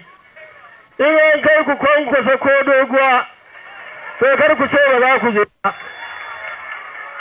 Ku je ku koyar. Da yawa malamanmu da suka koyar a yau din nan, waɗanda suke da rai suna alfahari da mu, waɗanda ma suka rasu sun yi alfahari da mu kafin su rasu. Da yawa tsakaninmu da su ya zama tsakanin 'ya'ya da iyaye. Wannan na fata ku san wannan. Saboda haka kwamishinan education lalle ka tura mana yara ƙauyuka musamman, domin ina sane da cewar gurare sai ka je ka tarar da malami kaɗan yara dubu. Duk wannan abu ne wanda yake da rashin jin. Gwamna ci gaba da aiki, muna ganin gadoji na tashi, kuma abin sha'awa shi ne ga hanyoyi ko'ina ana gyarawa, ana sa sola, ana sa wuta a ko'ina. Wutar tiga cikin birnin Kano an so masa ta a gurare daban-daban. Duk wannan zai taimaka wajen zaman lafiya da kwanciyar hankali. Gwamna, ayyukan da kake yi ayyuka ne na kwankwasiya, kuma yanda aka sanar da mu cewar tuni aka ɗauko kundinmu na duk abubuwan nan da aka yi na alheri wanda zai taimaka wa jama'a. Gwamna zai ci gaba da shi. Muna godiya ga Allah, ko muna godiya ga jama'a jihar Kano da suka ba mu dama. Muna alfahari da jama'ar Kano, kuma lalle na tabbata jama'ar Kano suna alfahari da mu.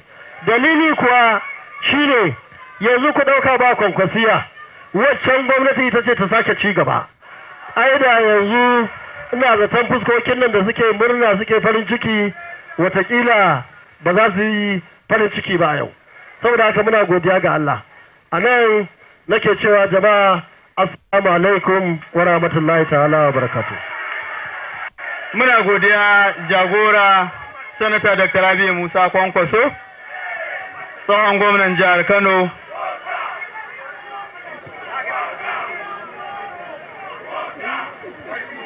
Da Allah kowa ya bar tsakiyar wannan fili, jami'an gwamnati sun yi a tsakiyar fili. Gwamna ya ce jami'an gwamnati da suke wannan fili wanda ba shi da wani responsibility a samu guri a zauna da Allah. Nan gurin ana matsowa, nan kuma wanda suke gaban kyamarorin nan na live coverage gaskiya a tashi saboda akwai risk. Duk wanda yake gaban wannan kyamarorin na live coverage, nan gurin a tashi. Nan gurin a tashi da Allah. Duk wanda yake gaban kyamarorin nan gurin ya tashi.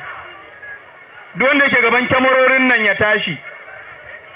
A koma nan side din. Duk wanda yake gaban kyamarori ya tashi. Duk wanda yake gaban kyamarori ya tashi. Abinda nake cewa shine wanda yake gaban kyamarorin nan ya tashi.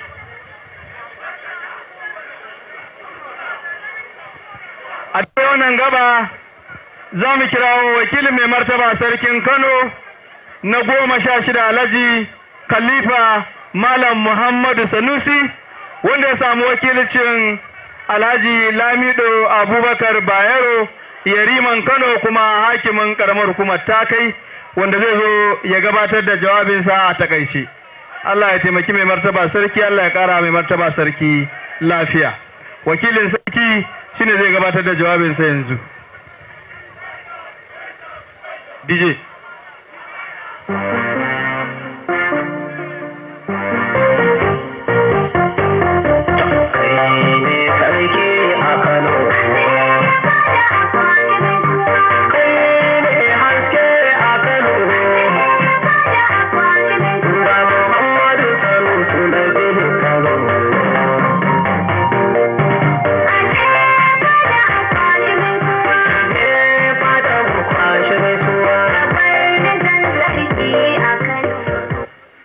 أعوذ بالله من الشيطان الرجيم بسم الله الرحمن الرحيم وصلى الله على النبي الكريم.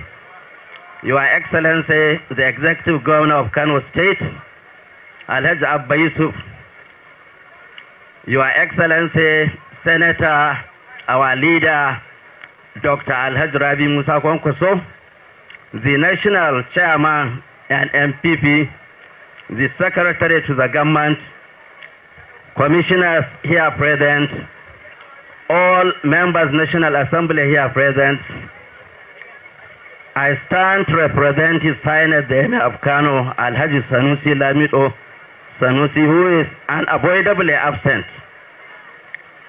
But he sends his warm regards and good wishes to His Excellency the Governor, to the leader of the Kwankwasia, and to the government of Kano State in general. My apology to the non-Hausa speaking here present. I had no mandate to make His Highness speech in English.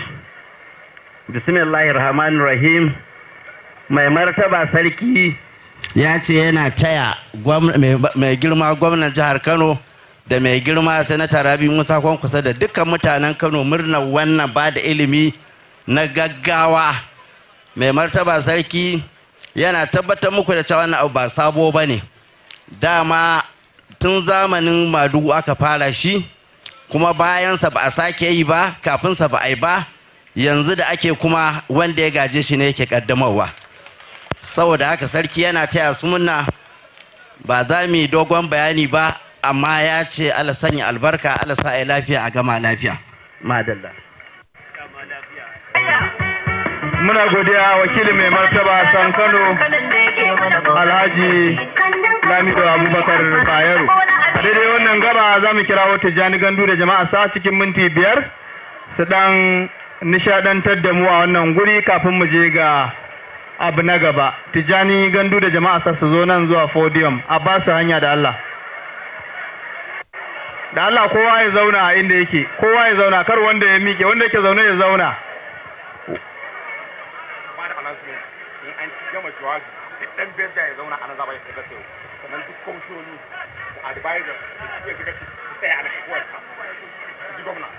So an ce in gaya muku cewa duk ɗan bezda ya zauna a wannan guri ba zai fita ba sai da takardarsa ta ɗaukar aiki. Haka duk wani kwamishina da mai ba gwamna shawara shi ma zai zauna domin taya mai girma gwamna wannan babban aiki. Yanzu ga Tijjani Gandu da jama'arsa inda za mu ba su minti 5.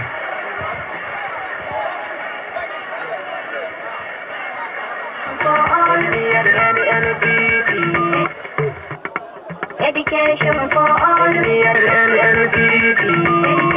for all. Education for all.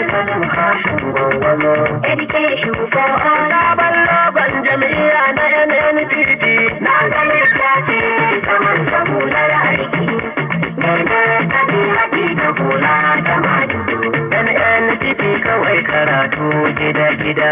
Mai littafi haƙi da kula sai godiya. Jam'iyyar masu ilimi ba biyu da na NNPP education gishirin rayuwa. NNPP kawai karatu gida-gida. Mai littafi haƙi da kula sai godiya. Jam'iyyar masu ilimi ba biyu da na NNPP education gishirin rayuwa. Fito mazan har da mata ana kira NNPP gidan karatu na gaskiya. Mai littafi haƙi da kula sai godiya. Jam'iyyar masu ilimi ce ta haskaka da bari kuce a yau matasa fi juriya. Mai littafi haƙi da kula sai godiya. Yara ba za a bar ku can baya ku yi bara ba. NNPP kawai karatu gida-gida. Jam'iyyar nan ta madugu ba ta yaudara ba. NNPP kawai karatu gida-gida. Salim Rashu na kira na gwangwaza mi tambura da ita can jam'iyyar mu nan ya gudunmawa. NNPP kawai karatu gida-gida. Mai littafi haƙi da kula sai godiya. Jam'iyyar masu ilimi ba bai yaudara. NNPP education gishirin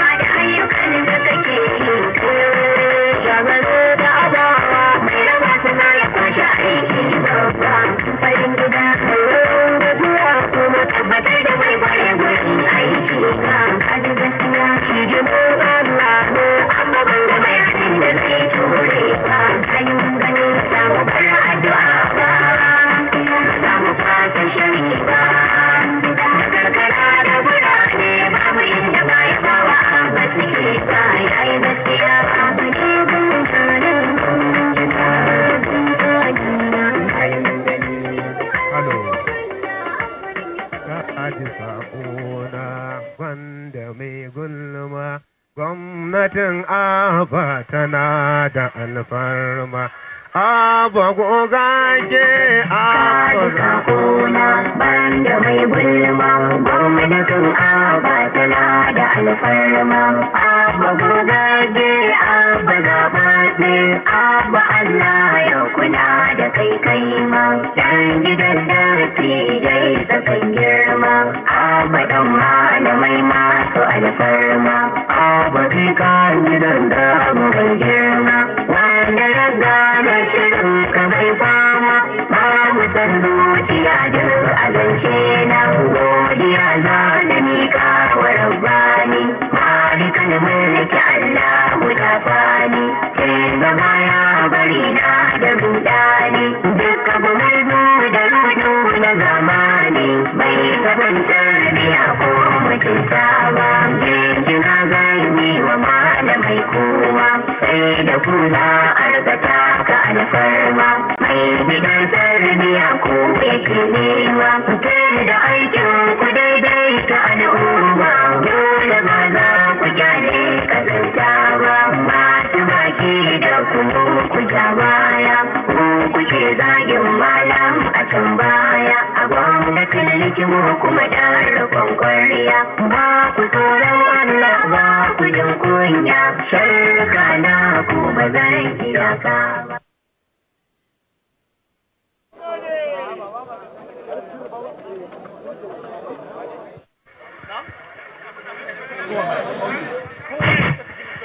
Muna godiya ta Jani Gandu da jama'arsa mawallafan Kwankwasiya. Da Allah kowa ya maza baya. Da Allah a maza jami'an tsaro ya kamata a lallaba mutane a maza baya domin ana neman a cike gurin taron. A daina gifta mana wayoyin nan da Allah. Wannan wayoyin na live coverage a daina da Allah a daina giftawa. In mutum ya san ba zai iya wannan da Allah a daina gifta mana wayoyin nan. Da Allah. Da Allah jami'an tsaro a lallabi mutane su koma baya. Da Allah a lallabi mutane.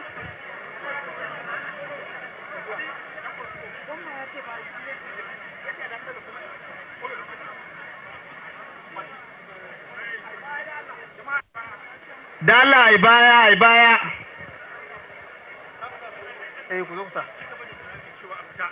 Da Allah a fita daga filin nan an matse sosai.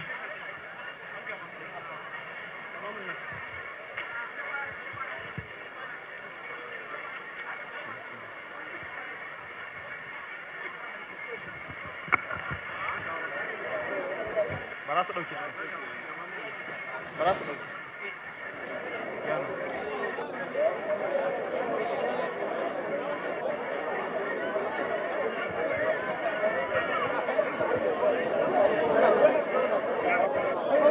Oroso troops matso.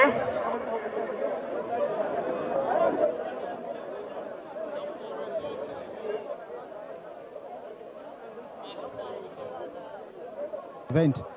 And so far, many speakers have spoken, especially the former governor of Kano State, who is the national leader of the NMPP, who set the pace for educational reform in Kano State.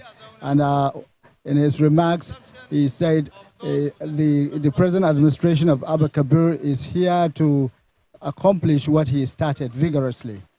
And also, the former governor of Cross River State, Dr. Donald Duke, who spoke in his Goodwill message, applauded the giant stride of Governor Abba, who declared the state of emergency in education, saying that the Kano State is very symbolic in the north.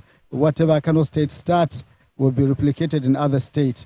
And by the bold initiative of declaring state of emergency and allocating a big chunk of the budgetary allocation to education, which is about 30% of the budget, so it surpasses what the United Nations said, that 26% of the annual budget of government should be allocated to education. So now Kano State has set aside 30%, which is quite above the benchmark. So they applauded that, saying that if this initiative is pursued vigorously, definitely there will be a pivotal change in the educational sector in Kano State. And according to most of the speakers, the development partners assured that they will key into the program and ensure its success. Also, the Kano State government, the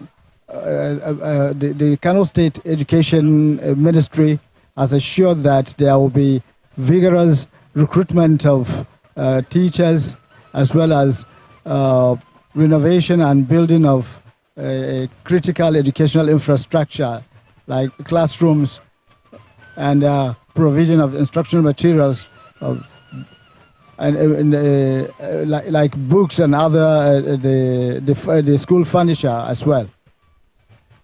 Also, the state government also promised to ensure that those schools that were closed previously due to security reasons will be reopened recently, and they will be furnished with the state-of-the-art furniture to ensure smooth flow of learning. Also, the number of out-of-school children in the state, as highlighted by a report by UNICEF in 2023, disturbed the present administration, and they're saying that they would put in place measures to ensure that the gap is closed remarkably. So, at the moment, the event is being entertained by the Koroso dancers, and we are coming to the climax of the event, which is the presentation of certificates and soft certificate to scholars who benefited from the scholarship program of the state, and teachers who will benefit from soft loan to motivate them to work harder. Also, after that, the Executive Governor of Kano State is expected to give his remarks afterwards.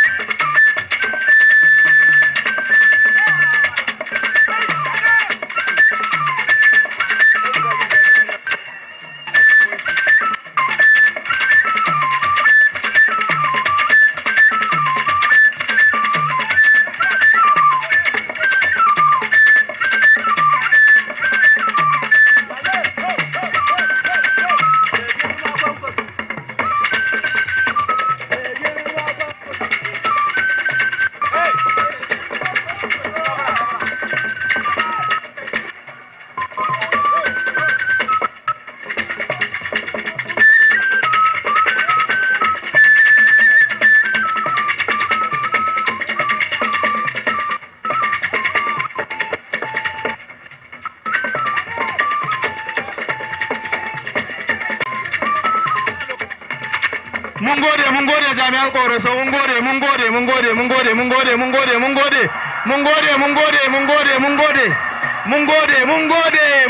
An ce mun gode, ba time, ba lokaci. Mun gode, ba lokaci, mun gode. NNPP! Kwankwasiya! Mun gode, please, mun gode.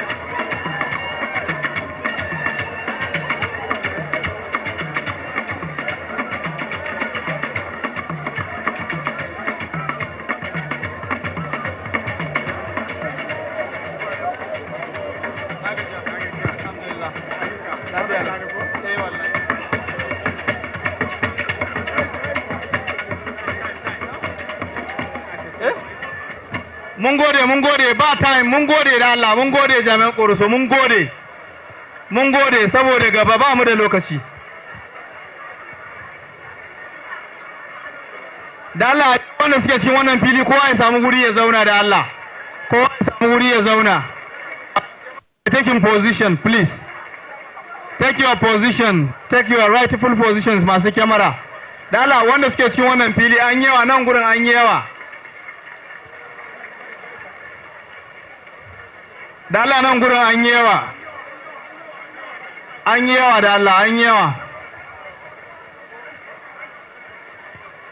At this point in time, I have the pleasure to present to you and invite to the podium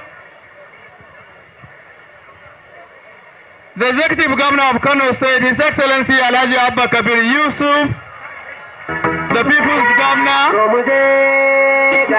the Governor of Mbesa. Your Excellency, sir.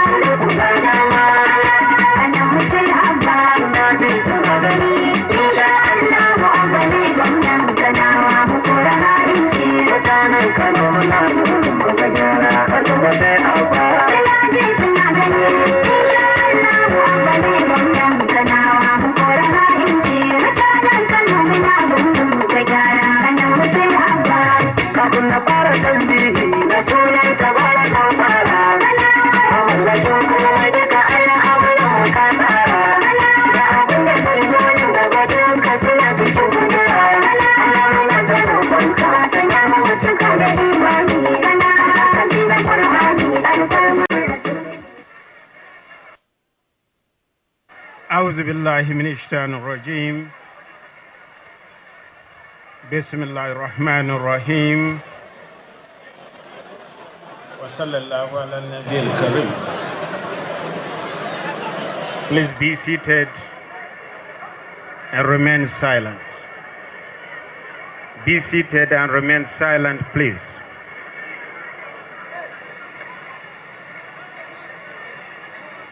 Your Excellency, the national leader of our great party, the NNPP,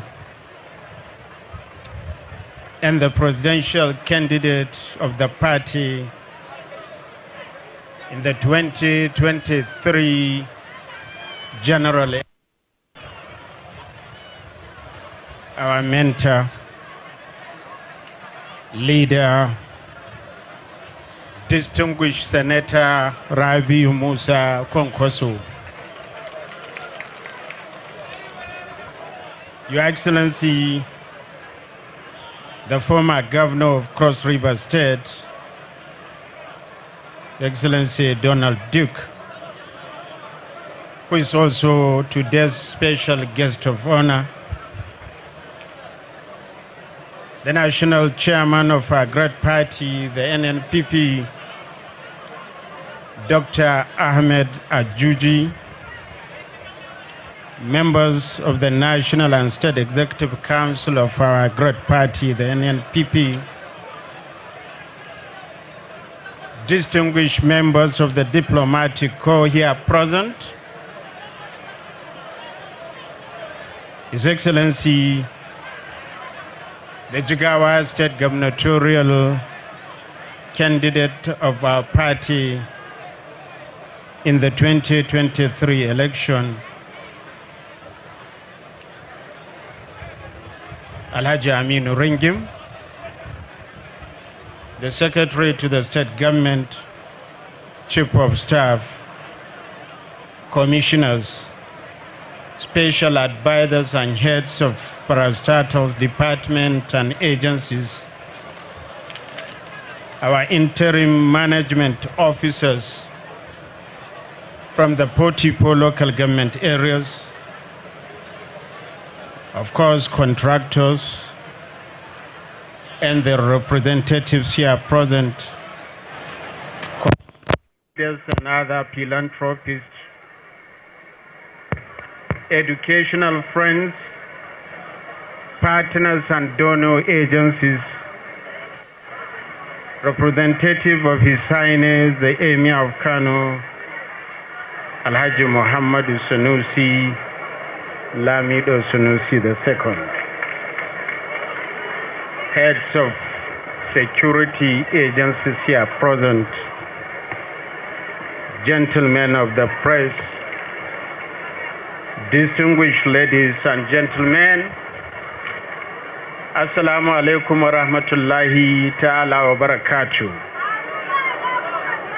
Alhamdulillah, Alhamdulillah, Alhamdulillah. Today I stand before you with profound sense of duty, compelled by the pressing need to address the precarious state of our education sector.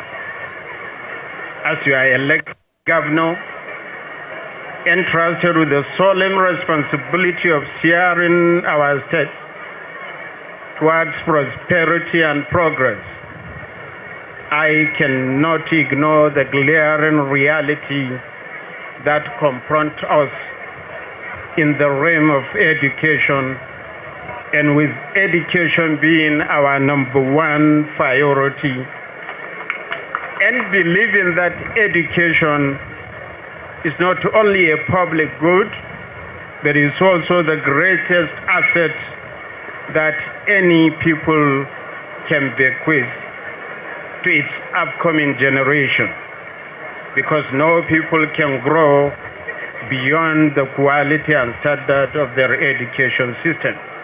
We must therefore take radical but practical measures to reposition education provisioning in our state. It is with a heavy heart that I bring forth this discourse, as the challenges we face in the education sector are as formidable as they are alarming, and the urgency with which we must act is undeniable. Our educational landscape is a beacon of hope and opportunity for our youth, an example for other states to copy, now regrettably stands shrouded in the shadows of unacceptable neglect and decay. Our beloved state is witnessing an alarming proliferation of out-of-school children, with the current figure standing at 989,234 children of both genders, a situation that threatens to rob the entire generation of their right to education and a brighter future.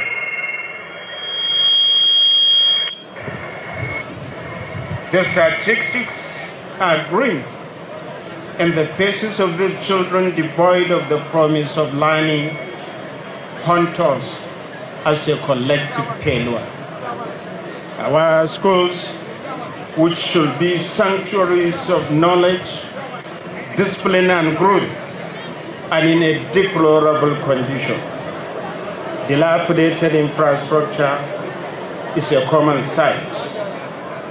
Roof caving in, walls crumbling, and classes that can no longer provide a safe and conducive learning environment, just as you saw through the projector. The lack of infrastructural materials further compounds the problem, leaving our teachers and students to struggle with outdated and insufficient resources. Above 4.7 million people are sitting on bare floors to take lessons, while about 400 schools have only one teacher for all the classes, subjects, and all pupils. Rather than building more classrooms and providing basic furniture in the schools, as well as hiring more teachers, the administration we took over from chose to butcher the land belonging to those schools. In some places, demolition classrooms to create spaces for shops. Those schools that they could not sell, they decided to close them down and got them vandalized, as you saw. The encroachment of public schools' lands and the conversion of these vital institutions into private businesses' premises is an affront to our common values, direct assault on our commitment to public education. This reckless appropriation of educational spaces for commercial use is unacceptable and must be stopped immediately and by all means within our disposal. The multi-faceted problems we face, one of which is severe shortage of qualified teachers, inadequate teachers training programs, and lack of basic amenities such as clean water and sanitation in many of our schools. These issues, coupled with the socio-economic challenges that many of our students face, create an environment where education is not just difficult, but nearly impossible. Ladies and gentlemen, let us embark on a journey of introspection where we will confront the harsh truths that beset our educational infrastructure. Imagine the vast expanse of educational facilities that dotted our landscape. 7,057 primary schools, 1,148 junior secondary schools, 813 senior secondary schools, and 49 science and technical schools. These numbers, while ostensibly impressive, belie the grim reality that lies beneath the surface. Let us delve deeper, and you will discover disheartening statistics. Out of the 42,516 total classrooms available in our basic schools, a mere 22% met the most basic standards of habitability. Let us pause to contemplate the implications of this revelation.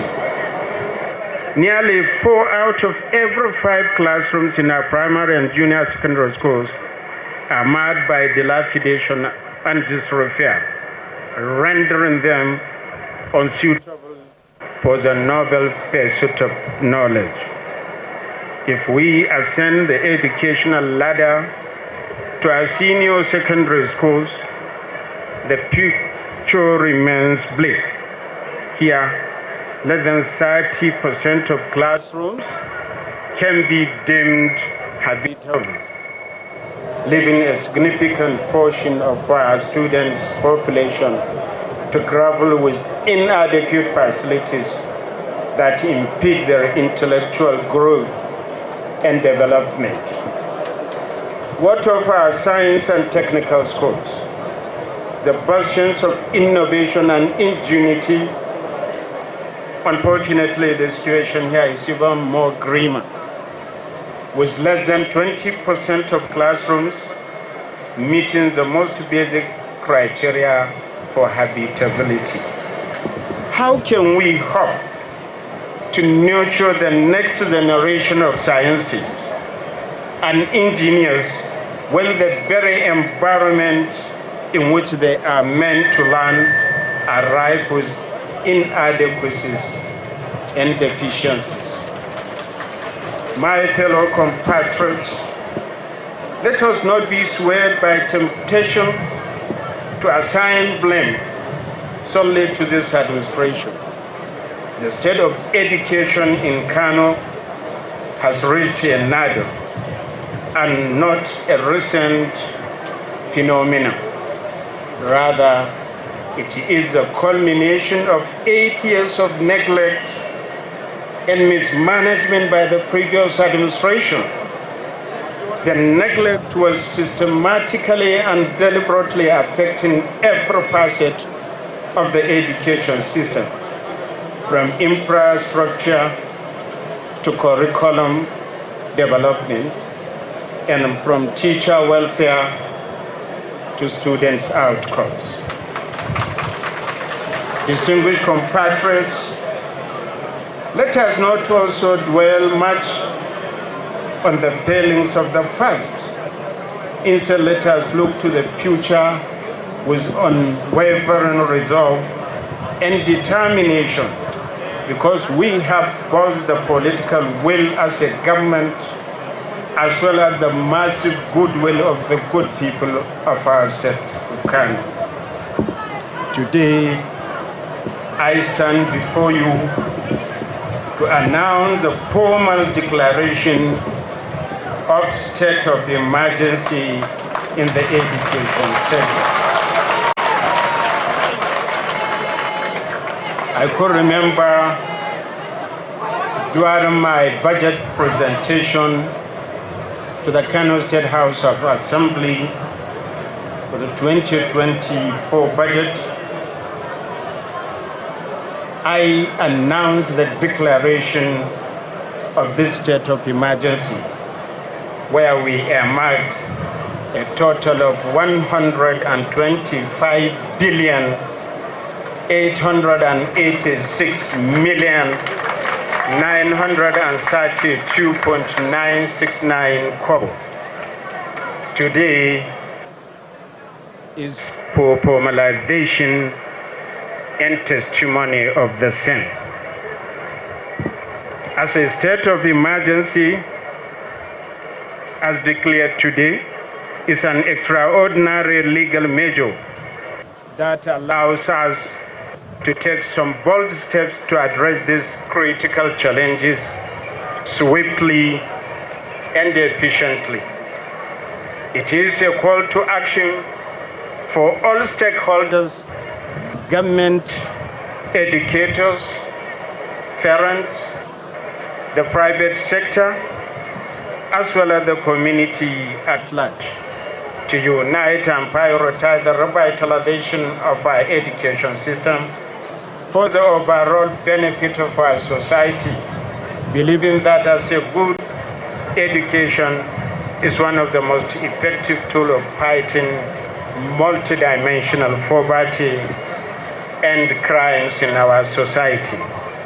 A task that we are strongly determined by the will of Allah subhanahu wa ta'ala to accomplish. The objective of declaring state of emergency on education is encapsulated in our overall vision for the education delivery in the state, as articulated in the following vision statement. Number one, every school, a good school.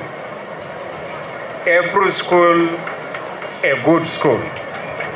Number two, every child enrolled in school. Number three, every student an engaged learner. Every teacher a caring educator. Every parent a supportive partner. And your government, of course, a committed investor in human capital development. Let me say that this declaration will enable us to mobilize resources, implement urgent reforms, and focus on strategic interventions that will rebuild our educational infrastructure, provide necessary materials, and reclaim our schools from encroachment. It is a decisive and radical step towards ensuring that every child in Kano has access to quality education, which is by extension their fundamental right as citizens, as our children.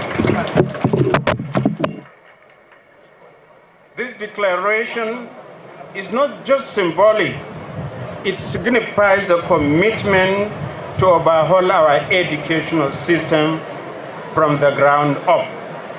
We will invest in infrastructure, ensuring that every school has adequate classrooms conducive for teaching and learning. We will also prioritize teacher training and welfare, recognizing their pivotal role in shaping the minds of tomorrow. As part of our commitment to resurrecting and revitalizing education in the state, I am pleased to announce several initiatives aimed at addressing the present challenges facing the education sector in the state. Firstly, we recognize the dire need of substantially increasing budgetary allocation to our educational system. In this regard, I said earlier, use this opportunity to reiterate that our administration has allocated an unprecedented 29.95% of our 2024 budget to education. This decision is based on the realization that only significant allocation of financial resources will address most of the hydra-headed problems afflicting our educational system, largely centered around underfunding. In our bid to revitalize the basic and post-basic education subsectors in the state, I am also delighted to announce the restoration of upkeep and overhead funds for all secondary schools in the state. This injection of funds will enable the schools to maintain their infrastructure by themselves, procure essential teaching and learning materials, and ensure the overall conducive teaching and learning environment that our students deserve. Let me equally seize this opportunity to make it categorically clear to the management of our schools that our administration will not condone any act of mismanagement of funds allocated to schools. Whoever is found guilty of mismanagement of funds will be subjected to disciplinary processes and be disciplined accordingly. Furthermore, in recognition of the pivotal role of practical education in nurturing innovative minds, I am equally pleased to unveil plans for building an additional 300 state-of-the-art laboratories in 100 schools across the state. Let me say that the provision of these facilities will provide our students with hands-on experience in scientific inquiry, fostering culture of experimentation and discovery that is essential for their future successes. This is in addition to another 300 laboratories that we will comprehensively overhaul in 100 secondary schools across the 44 local government areas.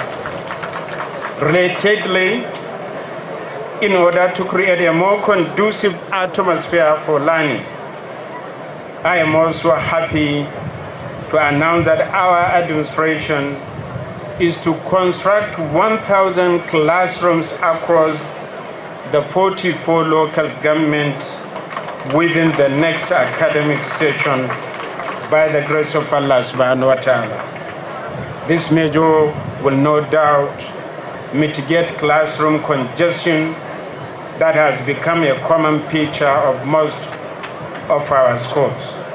We have also directed that all contractors handling inherited abandoned projects in our tertiary institutions should all go back to site immediately and ensure the full completion of all those abandoned projects in the state. I am, moreover, excited to announce the reopening of all the boarding schools that were shut down by the immediate past administration.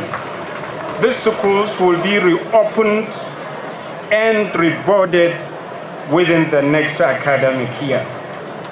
Boarding schools play a crucial role in providing a supportive environment for students, particularly those from remote areas or economically disadvantaged backgrounds. By reopening of these institutions, we are expanding access to quality education and creating opportunities for students to thrive academically and socially. Ladies and gentlemen, going back to our vision statement, the first of which is every school a good school. Here, we intend to make every public school in the state a good school with decent and standard infrastructure for teaching and learning, as well as adequate, qualified, and well-motivated teachers and other supporting staff. Today, I announce the approval for the comprehensive renovation of all primary and all junior secondary schools in all the 44 local government areas. This renovation will include providing student seats, painting of the dilapidated and renovated buildings, refurbishing the toilets, as well as staff offices. This exercise will be completed in the next 2 academic sessions by the grace of Allah subhanahu wa ta'ala. Let me say that the CRC, Community Reorientation Committee, the Kwankwaso Lafiya Jari, Kano proper, will all be responsible for handling minor repairs, while the Ministry of Education and SUBEB will shoulder all major repairs through competitive bidding. Ladies and gentlemen, the next statement of our vision is that every child enrolled in school, in essence, this is our expression of commitment to clear all out of school children from our streets and get them enrolled in schools.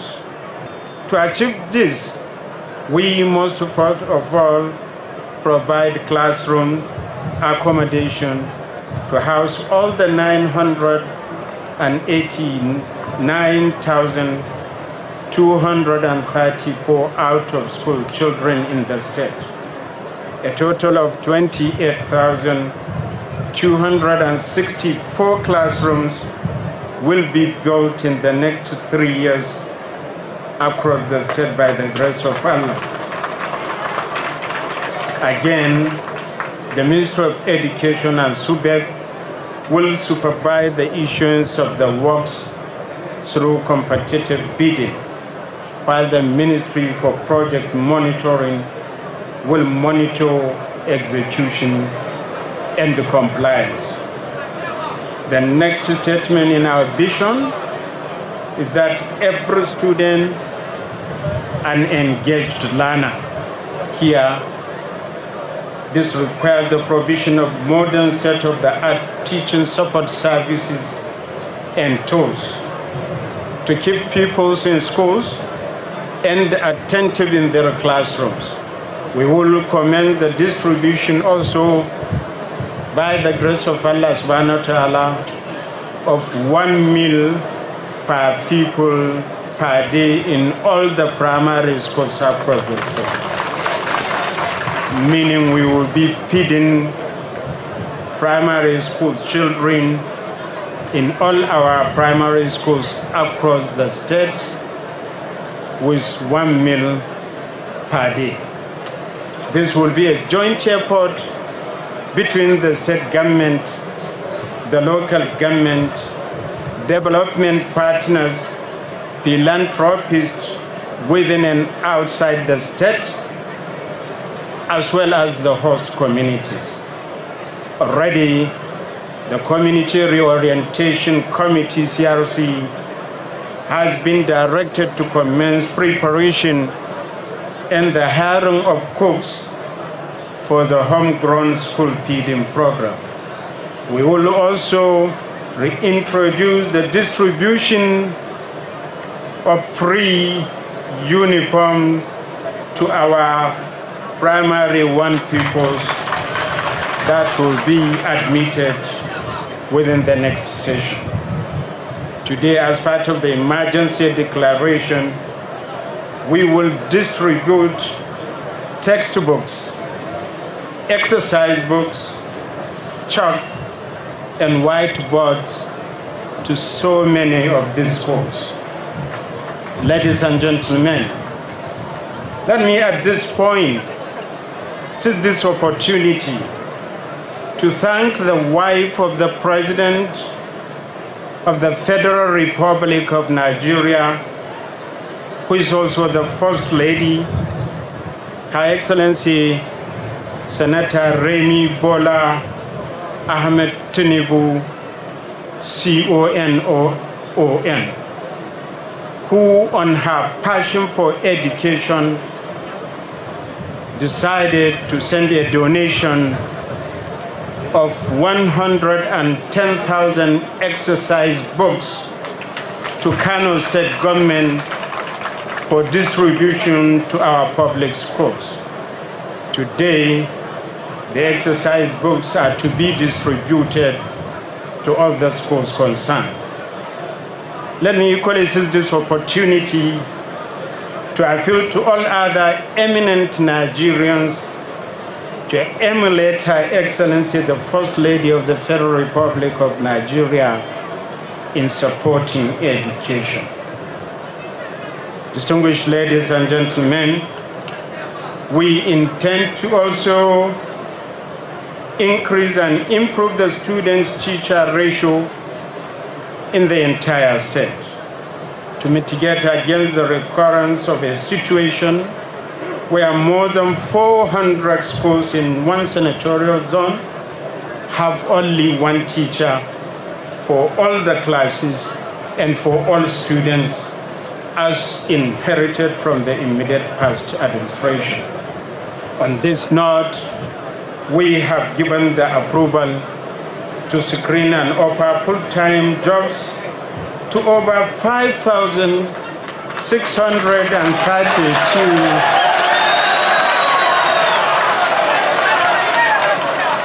So you can see, even before I announced BESDA, everybody is happy. BESDA teachers whose offers will be given today. We have made an announcement through the MC that at the end of this program, we have directed our commissioners, our special advisors, as well as all other heads of parastatals to wait and to see to it that these BESDA teachers have collected their offers of appointment today. Let me seize this opportunity to thank you immensely for the contributions you have rendered throughout the 1 year. Through the 1 year we have been in office, as your contribution toward the development of education in Kano State. Let me say that we have also, as part of the emergency action, also approved the hiring of additional 10,000 teachers in the state. We have already given the go-ahead to the SUBEB and Ministry of Education to chart out a training roster for all the teachers in the state employment. Teachers will continue to enjoy periodic training and retraining so as to achieve the vision of making every teacher a caring educator.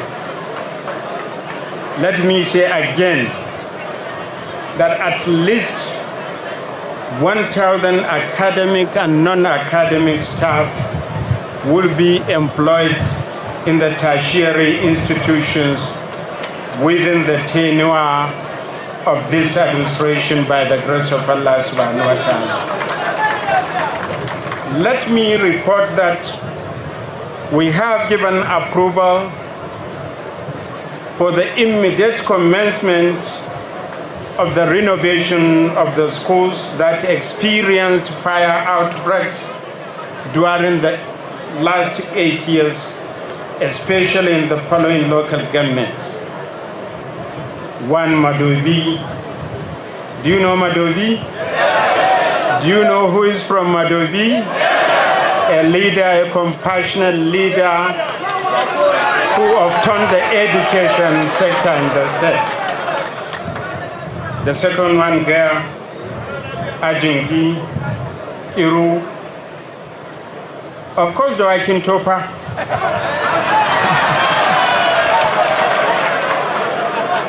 Why are we including Doakin Topa?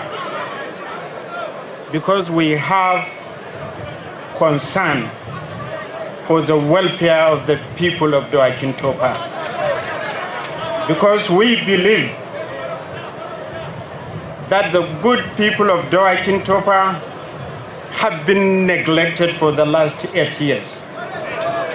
Ibanzu, one of them, ruled the state for 8 years, yet nothing of development can be seen in Dawakin Topa, especially on human capital development, like the recruitment and welfare of teachers like you.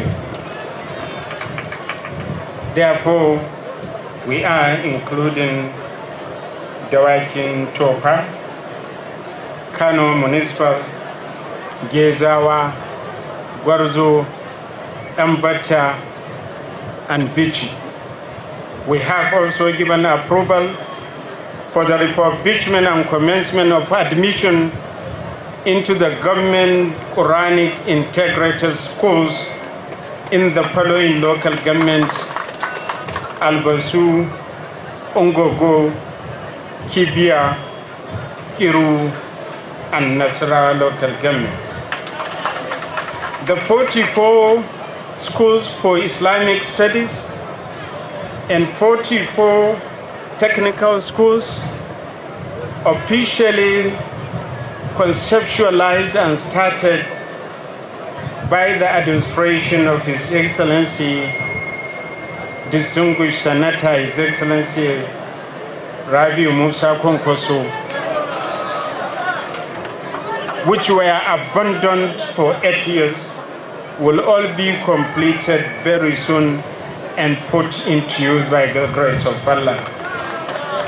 Let me say that our administration has reintroduced the revolving soft loan for primary school teachers. Revolving soft loan for primary school teachers. To this end, we have given approval for the distribution as loan of 300 million naira soft loan to teachers, and inshallah some of the teachers will receive their checks here today. Now, to reduce the pressure on parents, we already commenced shuttling girl child to and from schools using the Girl Child Buses Initiative.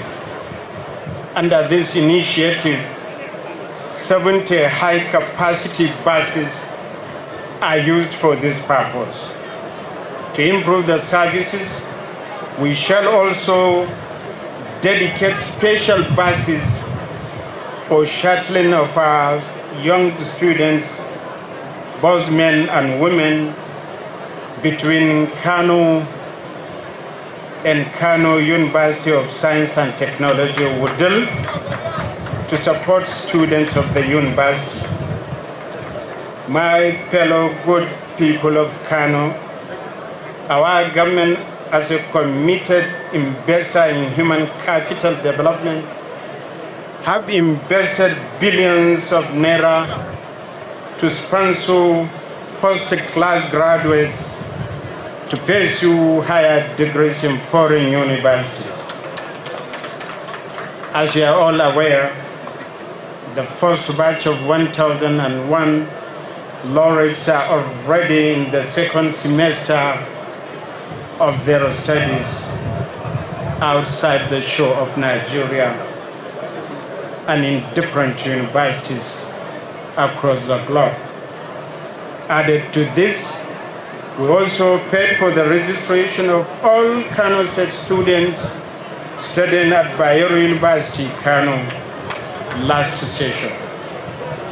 And as a one-off compassionate intervention, we equally supported Kano State students studying in Ahmadu Bello University, Zaria, Abubakar Tafawa Balewa University, Bauchi, Federal University, Dutse, Usman Podio University, Sokoto, Federal University, Gusau, University of Maiduguri, Federal University, Dusima, Federal College of Education, Technical, Bichi, Federal College of Education, Kano, Federal University, Kashiri, Gombe State University, Gombe. You may recall that during the first and second tenure of His Excellency the Distinguished Senator Rabiu Musa Kwankwaso, some private universities were selected across the country where we sponsored some of our students, indigenous of the state, for first-degree courses. Although these students graduated with good results, the immediate first administration refused to settle all their tuition fees and therefore left them for 4 years without being able to participate in the 1-year mandatory youth service scheme. I am happy to say and to offer gratitude to Allah subhanahu wa ta'ala that this administration have settled all the tuition fees, and today these graduates will collect their certificates here at this arena. These universities include Bells University in Otta, Crescent University in Abeokuta, Apti University in Nyola, Evenidian University, Okada, and the Al-Qalam University in Katsina. We have also approved the renovation and growth of our bilingual academies, both French and Chinese, in Kwankwaso town of Madobe local government area, Maradi, and Niamey, all in Niger Republic. Last year, when we took over, we discovered with nostalgia that students who sat for NBAIS examination from 21 to 2023 could not access the results because of the failure of the previous administration to pay the relevant agency what was due to them. Let me say that we met a backlog of liability of examination fee to the tune of over 1.3 billion naira, which we also paid immediately and got Kano State students registered for the 2023 NECO and NBAIS examinations. I can say Alhamdulillah Rabbil Alamin. This year, ladies and gentlemen, our administration has equally approved for the payment of NECO and NBAIS registration fees to the tune of over 2.9 billion naira for 121,597 students that have 4 credits and above in their qualifying examination in our public schools. After the completion of our projects arising from this declaration of state of emergency, we are confident that all the 6 vision statements will have been achieved, inshallah. The consequence of which is that parents will be confident of our school system, that they will be rushing to transfer their children from private schools to public schools, because the quality and standard will be much better in public schools than in the private ones, by the grace of Allah subhanahu wa ta'ala. Distinguished invited guests, ladies and gentlemen, let me conclude by reminding us that the responsibility of improving our educational sector does not rest solely with the government. It is a collective responsibility requiring cooperation of the parents, communities, and other stakeholders in the education sector. Let me quote what the late Nelson Mandela famously proclaimed. He said, education is the most powerful weapon which you can use to change the world. We are going to use education to change the bad perception in the educational sector of Kano State. Let us unleash this weapon with wisdom and foresight for the betterment of our beloved state and the generations yet to come. Together, I believe we can revitalize our schools and pave way for a prosperous future for our dear state. At this point, on this occasion, let me recognize and appreciate all the organizations, institutions, and individuals that have, in one way or the other, extended their hands of support to the education delivery in the state. Specifically, we want to recognize our development partners, the United Nations, the World Bank, the UNICEF, the African Development Bank, the FCDO, UNESCO, USAID, and of course, the contributions of His Excellency, the Consul General of the Saudi Arabian government in Kano State. The Saudi authority have been given immense contributions towards not only the development of education, but in all other sectors of the economy, especially on health, environment, and human capital development. Let me equally single out these individuals for their contribution to the education in their respective communities. Number one, Major General Ibrahim S. Ali, who is the post commander MINJTF, who single-handedly renovated the entire government girls secondary school Kundila to its present enviable state.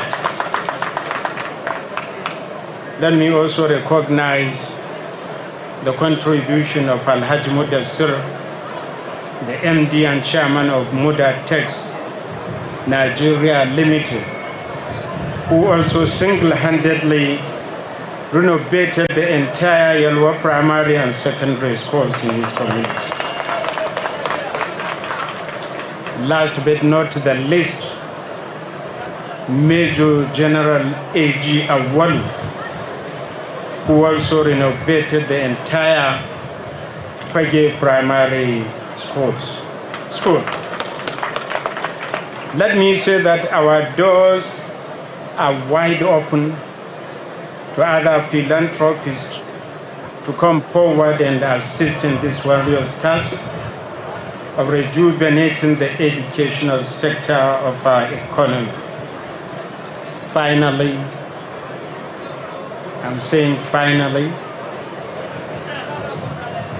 because I would like to seize this opportunity to most humbly, most respectably, on behalf of myself, on behalf of the good people of Kano State, to thank our leader, His Excellency Senator Rabi'u Musa Kwankwaso. We are all aware, Senator His Excellency Rabi'u Musa Kwankwaso laid the foundation of all our achievements and successes, and whose blueprint for modern Kano we have copied. We are executing vigorously in continuity as one family.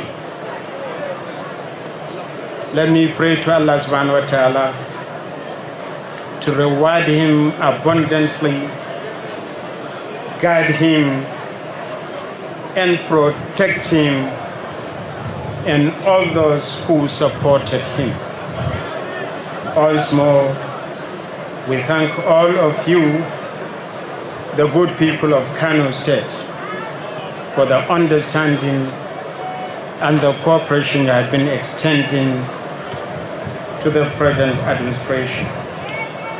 And let me say by the grace of Allah subhanahu wa ta'ala, the present administration will not fail.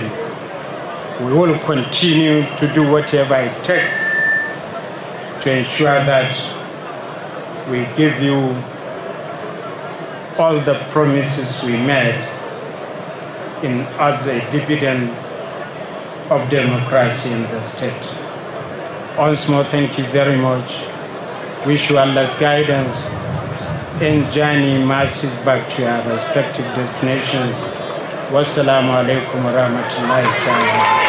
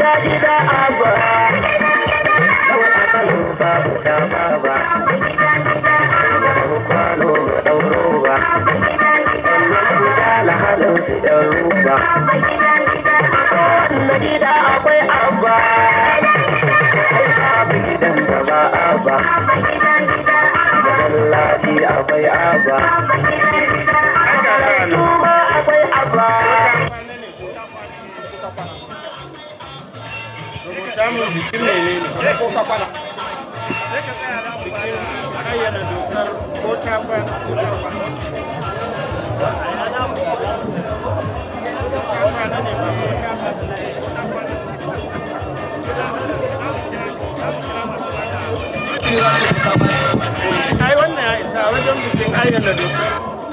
Don ta gama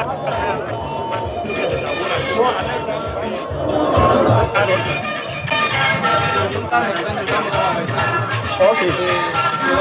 Muna da hauni ne. Jinin su zai hau har da madiba. A NNPP mu dau abba. Gwamnan Kano zaɓin mu ne abba. 2023 zuwan abba. Jam'iyya mai kwando gidan abba. Ga abba ga kamar tududuba. Kasarar Kanawa ce. Bismillahirrahmanirrahim. Wa sallallahu ala nabiyil karim. To jama'a, musamman manyan baki da muka gayyato daga gurare daban-daban a faɗin duniya da Najeriya da jihar Kano, manyan shugabanni da kuma jami'an gwamnati da 'yan uwa malamai, musamman 'yan bezda 'yan gatan abba gida-gida, shugabannin jami'an tsaro, sarakuna, konsul da suke wannan guri, 'yan jarida, assalamu alaikum wa rahmatullahi ta'ala wa barakatuh. Muna gode wa Allah subhanahu wa ta'ala da ya tara ma wannan guri a wannan rana ta 4 ga watan Yuni na 2024. a yau cikin ikon Allah mun taru a nan domin ayyana da ƙaddamar da dokar ko ta kwana a ɓangaren harkar ilimi a wannan jihar ta.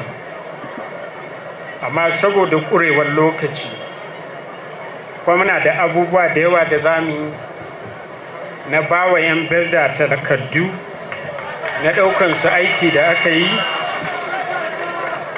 da bawa waɗanda suka kammala karatu a manyan jami'o'i a baya shaidarsu da raba littattafai da sauran kayan aiki da za a yi muna nema za a yi mana afuwa ba zan yi dogon bayani a Hausa ba amma na ba su umarni a samu ƙwararrun mutane wanda suka iya fassara na harshen Hausa su fassara duk abin da muka faɗa domin su sanar da al'umma yadda mutane za su fahimta. Amma a takaice wannan taro na yau kamar yadda muka faɗa mun tare ne domin ma'ayyanar da dokar ko ta kwana a ɓangaren harkar ilimi. Kun gani dai a majigi an nuna muku irin taɓarɓarewa da lalacewar harkar ilimi a jihar Kano. Kun ga yadda gwamnatin baya ta yi wofantar da harkar ilimi shekara 8 makarantu a lalace, makarantun kwana an kori yara. Kuna gani a yanda suke a da yanda suke a yanzu bayan an kori yara. Kuna gani ajujuwa rufin duk ya tashi, bango duk ya tsage, fulo ya lalace, yara na zaune a kan fulo cikin rami, babu bencina, babu kayan aiki. Duk kun gani yadda malamai suka shiga ƙangi. Malami ɗaya a ce shi yake lura da ɗalibai 400-500 ko 1000 shi kadai. Ta ina kuke zaton za mu samu ingantaccen ilimi da muke nema a wannan rayuwa? Kuna kallon yadda aka wulaƙantar da malamai, babu horo, training da ake musu a horar da su, su ma su zo su samu su ƙware su horar da wasu, duka an lalatar da shi. Kuna kallo malami sai dai ya taso daga wata wagari, watakila ya taso daga doguwa inda kwamishinan ilimi yake, ya taho cikin Kano ya ce zai koyar, da yamma ya sake hawa motar haya ya koma doguwa, babu ko kwabo. Dan bashin da ake bayarwa kuna ba. So da haka wannan gwamnati ta zauna ta yi nazari. Mun tabbatar da cewa ilimi shine ginshiƙin rayuwar al'umma, kuma saboda masaniya da muke da ita na a cikin population ɗinmu, yawanmu na 'yan Kano wanda mun fi miliyan 22, kaso 60 na yawanmu matasa ne masu jini a jika, maza da mata. Wannan matasa in ba mu tsaya mun ba su ingantaccen ilimi ba, in ba mu tsaya mun sama musu malamai ƙwararru ba, in ba mu motsa su kansu malaman mun kyautata musu ba, babu shakka wannan jiha za ta ci gaba da tsayawa a cikin wani mawuyacin hali kamar yadda ta samu kanta a shekaru, sai mu ce 8 da suka shuɗe, amma ban da wannan shekara ta 2023 zuwa yanzu da muka shi. Wannan abubuwa suka sa muka zauna muka yi nazari muka ga babban abin da ya kamata ni shine mu bayyana mu ayyana wannan doka ta ko ta kwana mu tabbatar da cewa duk matsalolin da suka shafi harkar ilimi a jihar Kano mun kauda ita cikin ikon Allah. Kuma wannan abin da muka yi yana da nasaba da zama na sanata Rabi Musa Kwankwaso gwamna karo na ɗaya da karo na biyu a jihar Kano, wanda kuna ji aka yi masa laƙabi da jagoran ilimi a faɗin Najeriya. Sai ma wani ya tashi ya ce shi bai yarda a kira shi jagoran ilimi a Najeriya ba, sai dai a ce jagoran ilimi a faɗin Afirka baki ɗaya. Wannan dalili da kuma kasancewar mu a cikin gwamnatinsa karo na ɗaya, karo na biyu, shi ya saka muka samu kwanciyar hankalin cewa mu ma tun da Allah ya ba mu iko yanzu, to za mu ɗora a kan abin da ya samu nasara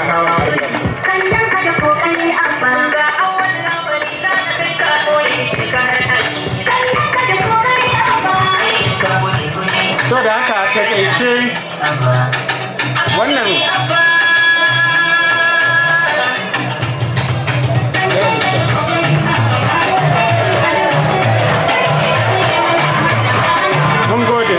mun gode. So da haka a yau muna gode wa dukkan wanda ya samu halartar wannan taro, musamman manyan baƙi da turawa da 'yan Chinese da larabawa da dukkan 'yan ƙungiyoyi masu tallafawa ƙasashe da jihohi masu buƙata, da kuma manya-manyan tsofaffin gwamnoni, tsofaffin ministoci, musamman tsohon gwamna na Cross River wanda ake ce mishi Sir Donald Duke, wanda ya yi tattaki ya zo wannan gari domin ya taya mu murna. Kuma dama dai kuna ji yana faɗa ko a lokacin tsohon gwamna sanata Rabi Musa Kwankwaso ya zo wannan gari ya taya shi kaddamar da ayyuka da yawa. Ina so na sanar da ku cewa mun ɗau matakai da yawa na farfado da harka ta ilimi a wannan jihar.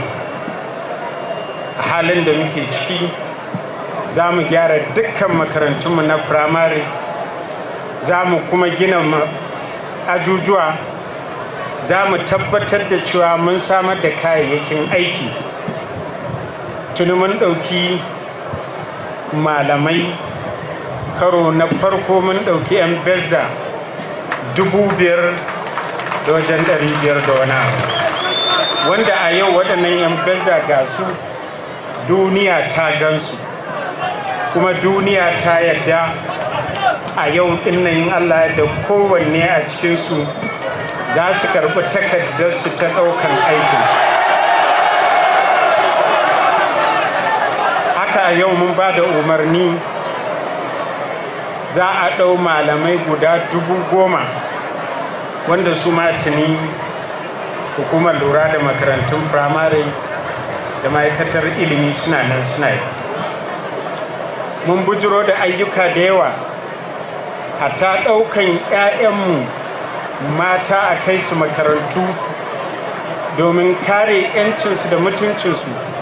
Mun samar da basis motoci wajen guda 70 wanda tuni suna aiki, suna ɗaukan waɗannan yara suna kai su makarantu, in an tashi suna dawo da su. Haka saboda ci gaba da muke so naku, mun samar da motoci basis wanda su ma za su fara tallafawa ɗalibai na jami'ar kimiyya da fasaha da take Wudil, domin ita ma a dinga zuwa ana ɗauko yara ana dawo da su. Akwai abubuwa da yawa ba zan iya faɗa ba saboda lokaci ya ƙure, amma in Allah ya yarda za su fassara domin al'umma su amfana. Muna gode muku kwarai da gaske, muna kuma kira ga dukkan musamman 'yan kasuwanmu da waɗanda suke da hannu da shuni da cewa wannan abu ba na gwamnatin jiha kaɗai ba ne. Dole ne iyaye da sauran manya-manyan mutane su shigo domin a tallafa a taimaka. Kamar yadda muka yi bayani, mun farfado da ciyar da yara na firamare a dukkan makarantu na firamare na ƙananan hukumomi 44 na kuma mazaɓu 484. Insha Allah kwanan nan za ku ji an fara ciyar da su, kowace rana za mu ba su abinci na ranar in Allah ya yi. Haka mun farfado da bawa ɗalibai musamman yara da za a ɗauka na firamare aji na 1, za mu ɗinka musu kayan sawa. Kowane yaro da zai shiga firamare sai mun ba shi set 2 na riguna, in ɗaya ta yi dauɗa mamansa ta wanke ya sa ɗaya ta makaranta. Haka kuma littattafai ga sunan da yawa su ma za a ci gaba da ba da su domin ɗalibai su samu su wataya insha Allah. A nan na amfani da wannan dama na gode wa uwar gidan shugaban ƙasa Mrs. Remi Bola Ahmed Tinubu saboda ta damu da harkar ilimi a Najeriya. Ba dole ne ku san irin gudunmawar da take bayarwa ba, amma ko a wannan guri a yanzu muna alfaharin cewa wannan mata ta kawo mana gudunmawar littattafai na rubutu guda 110,000 suna nan a wannan wuri. Wannan ta ce tana so a yi amfani da su a wannan lokaci a raba wa yara a matsayin gudunmawata domin yara su amfana. Muna kira ga dukkan wanda yake da ruwa da tsaki da a yi ƙoƙari a tallafa wa gwamnati domin cimma wannan ƙuduri, wannan buri na inganta harka ta ilimi a jihar Kano. Waɗannan abubuwan Allah da za a fassara muku. Na gode, assalamu alaikum wa rahmatullahi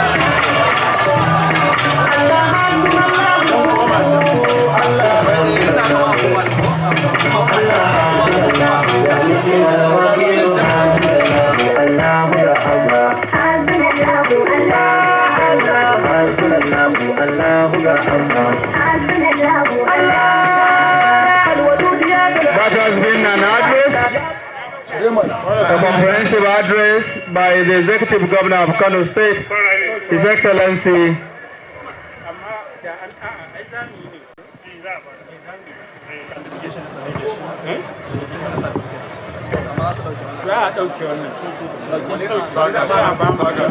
Let me invite the national leader of the NNPP, Senator Dr. Rabi Musa Kwankwaso, and the national chairman of our great party, Dr. Ahmed Ajuji, and also the former governor of Cross River State, Dr. Donald Duke, and the Saudi Arabian consulate, and also the gubernatorial candidate of Jigawa State, His Excellency Alhaji Aminu Ibrahim Ringin. They are all here ready for presentation of certificates to various graduates of various private universities sponsored by the Senator Rabi Kwankwaso administration. They were abandoned by the immediate past administration. At this point in time, I want to announce to you that His Excellency has paid off all the backlots, and presentation of certificates of those students is going to happen at the moment. Da Allah duk wanda suke nan a koma baya, a nan gurin space din masu kyamara ne, ko riga kun tare su kuma.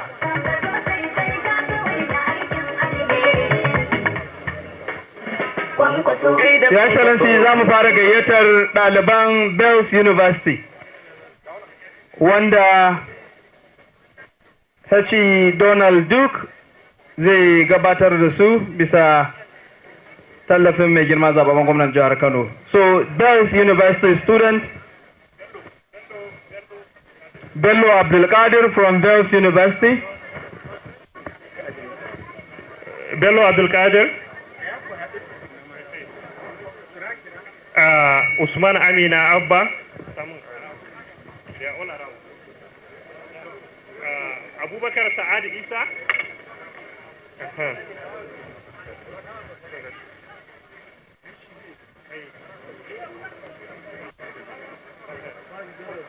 Bello.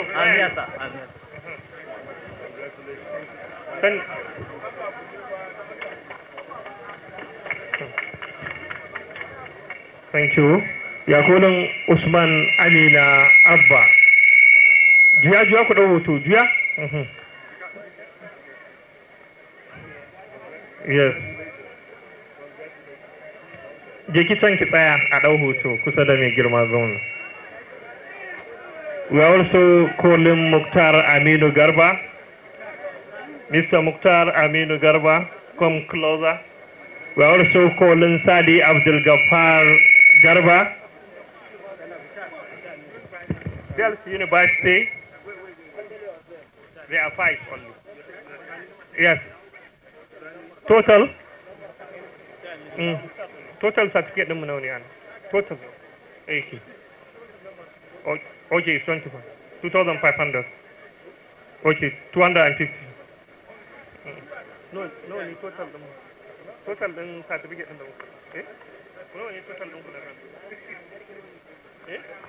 Okay, they are 281. Mukhtar Aminu Garba. Okay. Bells, there are 288 in numbers who were sponsored by His Excellency Senator Rabi Musa Kwankwaso. And now His Excellency Alhaji Alba Kabir Yusuf has settled all the outstanding tuition fees to the tune of almost 1 billion naira. We are calling Usman Sadia Machudo, Bells also. Now we are in Bells. We are calling Usman Sadia Machudo. Come closer, our dear Sadia. Yes. We are calling Abubakar Saad Isa from Bells University as well. That's all for the Bells University Malan Sonoso over to. Where is the award? This student of Bells University have something to present to His Excellency. So now you can witness the presentation of Award of Excellence to His Excellency by the student of Bells University who were sponsored between 2011 and 2015 of Senator Rabiu Musa Kwankwaso-led administration. Their tuition fees were not settled by the immediate past administration until when His Excellency took over the mantle of power in Kano, when he settled an amount far above 1 billion naira to various private universities. Next university is Ignedium University, to be presented by the NNPP National Chairman, Dr. Ahmed Abuchuchi. Come closer, please. We are looking for Jubril Salisu Ali from Ignedium University. Yes, in Ignedium, the administrative of Kwankwaso under His Excellency Senator Rabi Musa Kwankwaso has sponsored over 300 students. And now all the tuition fees were settled by His Excellency Alhaji Abba Kabir Yusuf. Now it is time for Salisu Jubril. Okay, go and have a picture with His Excellency. Next one is Ibrahim Baffa. Ibrahim Baffa, where are you? Come closer. Mr. Ibrahim Baffa from Ignedium University, who graduated with offered division computer engineering. The next is Aminu Aminu studied Bachelor of Nursing and graduated with a second class from Ignedium University. Have a picture with our mentors. Now is Ummi Garba Hassan, also from Ignedium University, who studied medical laboratory, specializing in histopathology. Yes. Congratulations for having a this wonderful result. The last one from the Egumnidian University is Harusu Tijani Ilyasu, a very vibrant scholar who studied law, LLB, and graduated with flying colors. All from Egumnidian University. The remaining will collect their certificate immediately after. Please stay behind. Thank you very much. Next is Al-Qalam University, Katsina. So the student of Al-Qalam University to get ready. Their certificate will be presented by the Consulate General of the Kingdom of Saudi Arabia. Your Excellency, let me invite Abubakar Awala Hassan, who studied Bachelor of Science and graduated with applying colors in political science, to come and receive his certificate. We sponsored His Excellency between 2011 and 15, sponsored 412 to study in Katsina under Al-Qalam University. Thank you very much. Now we are calling Damarai Idris Muhammad, who studied accounting and graduated with applying colors from Al-Qalam University. We are also calling Sadia Suleiman Rabiu, who studied biology. Sadia Suleiman. Okay, the next is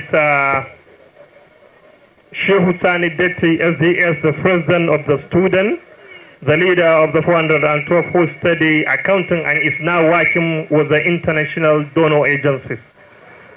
Your Excellency, sir, the next is Kabir Khadija Sadi, who studied biology also. Khadija, are you within? Okay, he's coming. The next one is Sadia Suleiman. Okay. So let us quickly go to the Christian University. The remaining will also collect their certificate later today. Please stay behind. The next batch is from the Crescent University to be presented by the representative of the NUC Executive Secretary. The representative of NUC Executive Secretary of the NUC, Dr. Azari.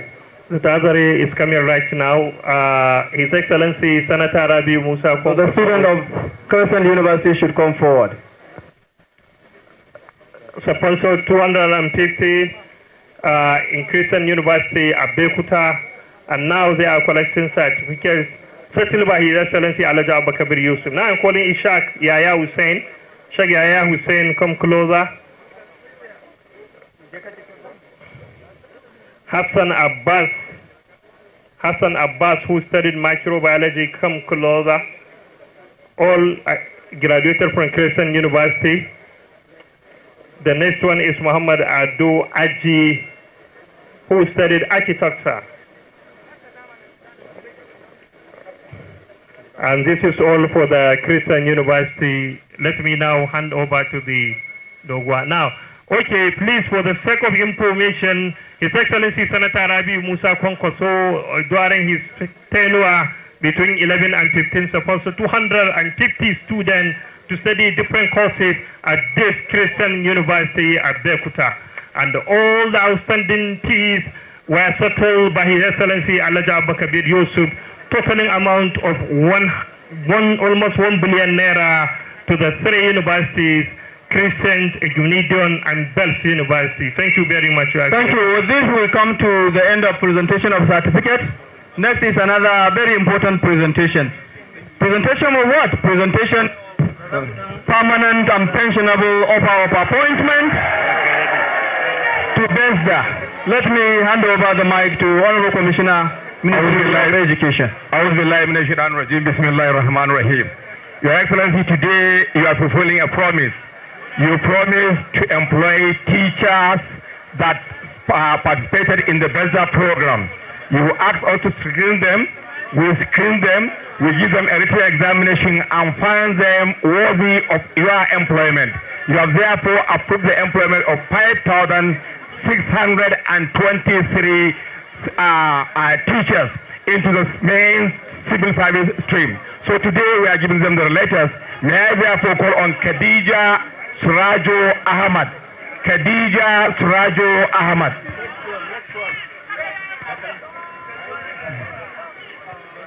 Khadija Srajo Ahmad. We are calling on representative of the Vice Chancellor Bayero University, Kano, to come forward for presentation. Next, Maimuna Zakari Ahmad. Maimuna Zakari Ahmad. Next. Okay, so the Vice Chancellor of Skyline University will present. Nura Nalado Rabiu.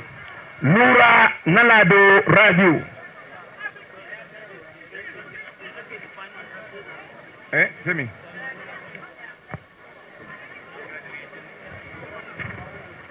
Hannatu Habibu Usman. Hannatu Habibu Usman. Next.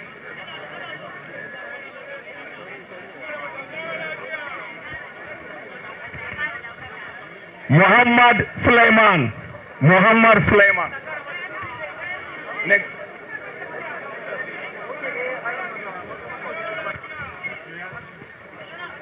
Abdurrashid Tijani Naiya. Abdurrashid Tijani Naiya.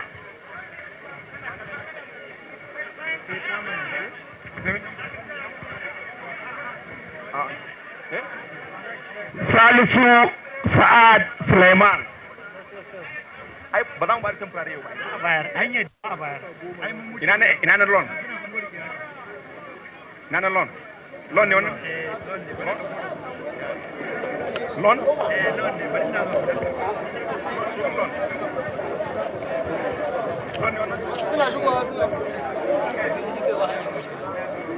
Your Excellency, Distinguished Senator Arabi Kwankwaso, you have a program. Okay.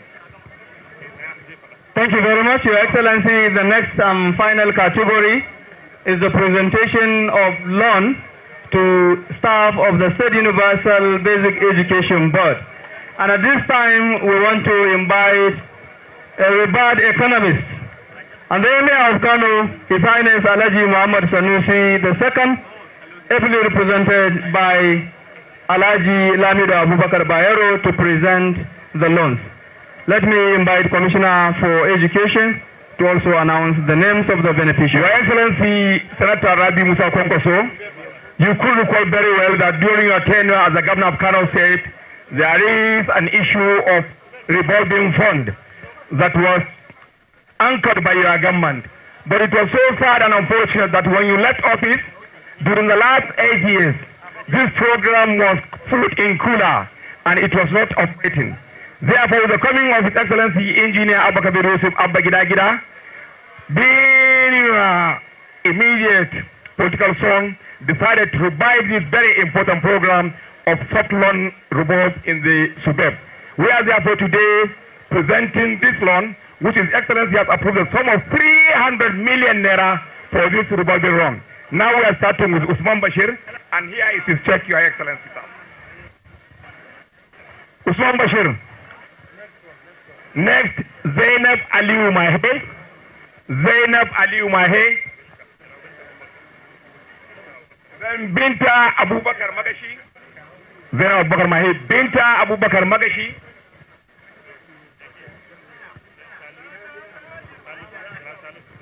Binta Abubakar Magashi.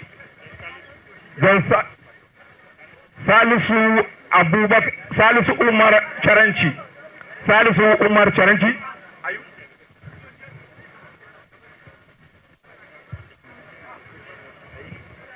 Salisu Umar, that's all. Eh? Okay, next.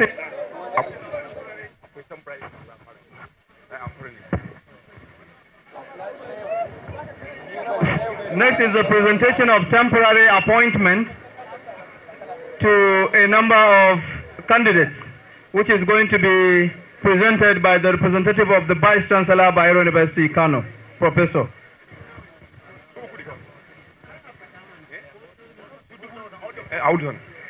His Excellency has also decided to revamp the education sector, especially the teaching line, the teaching profession, has decided to reintroduce what we call BESDA Cohort 5.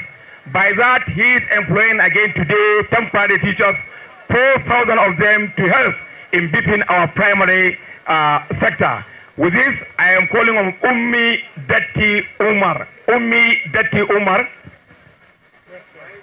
Ummi Datti Umar, then Sunusi Shaibu, Umar. Why? Sunusi Shaibu. Binta Maaza Abdullahi. Sunusi Shaibu.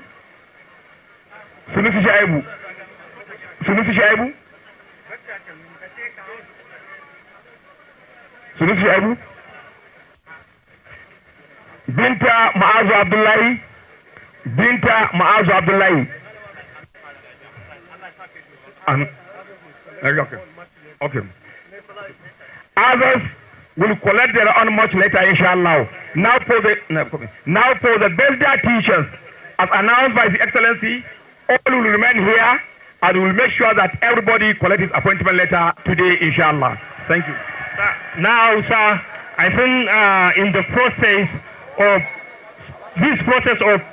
sponsoring students to 5 universities, Al-Qalam, Abti, Ignidon, Bells, the chair of the Parent Association also secured his PhD in the process. This is called Anakoro in the Hausa language, sir. Come closer to His Excellency. He is a Parent Association, the chairman of the Parent Association, and also secured his PhD doctorate degree in the process. Thank you, sir.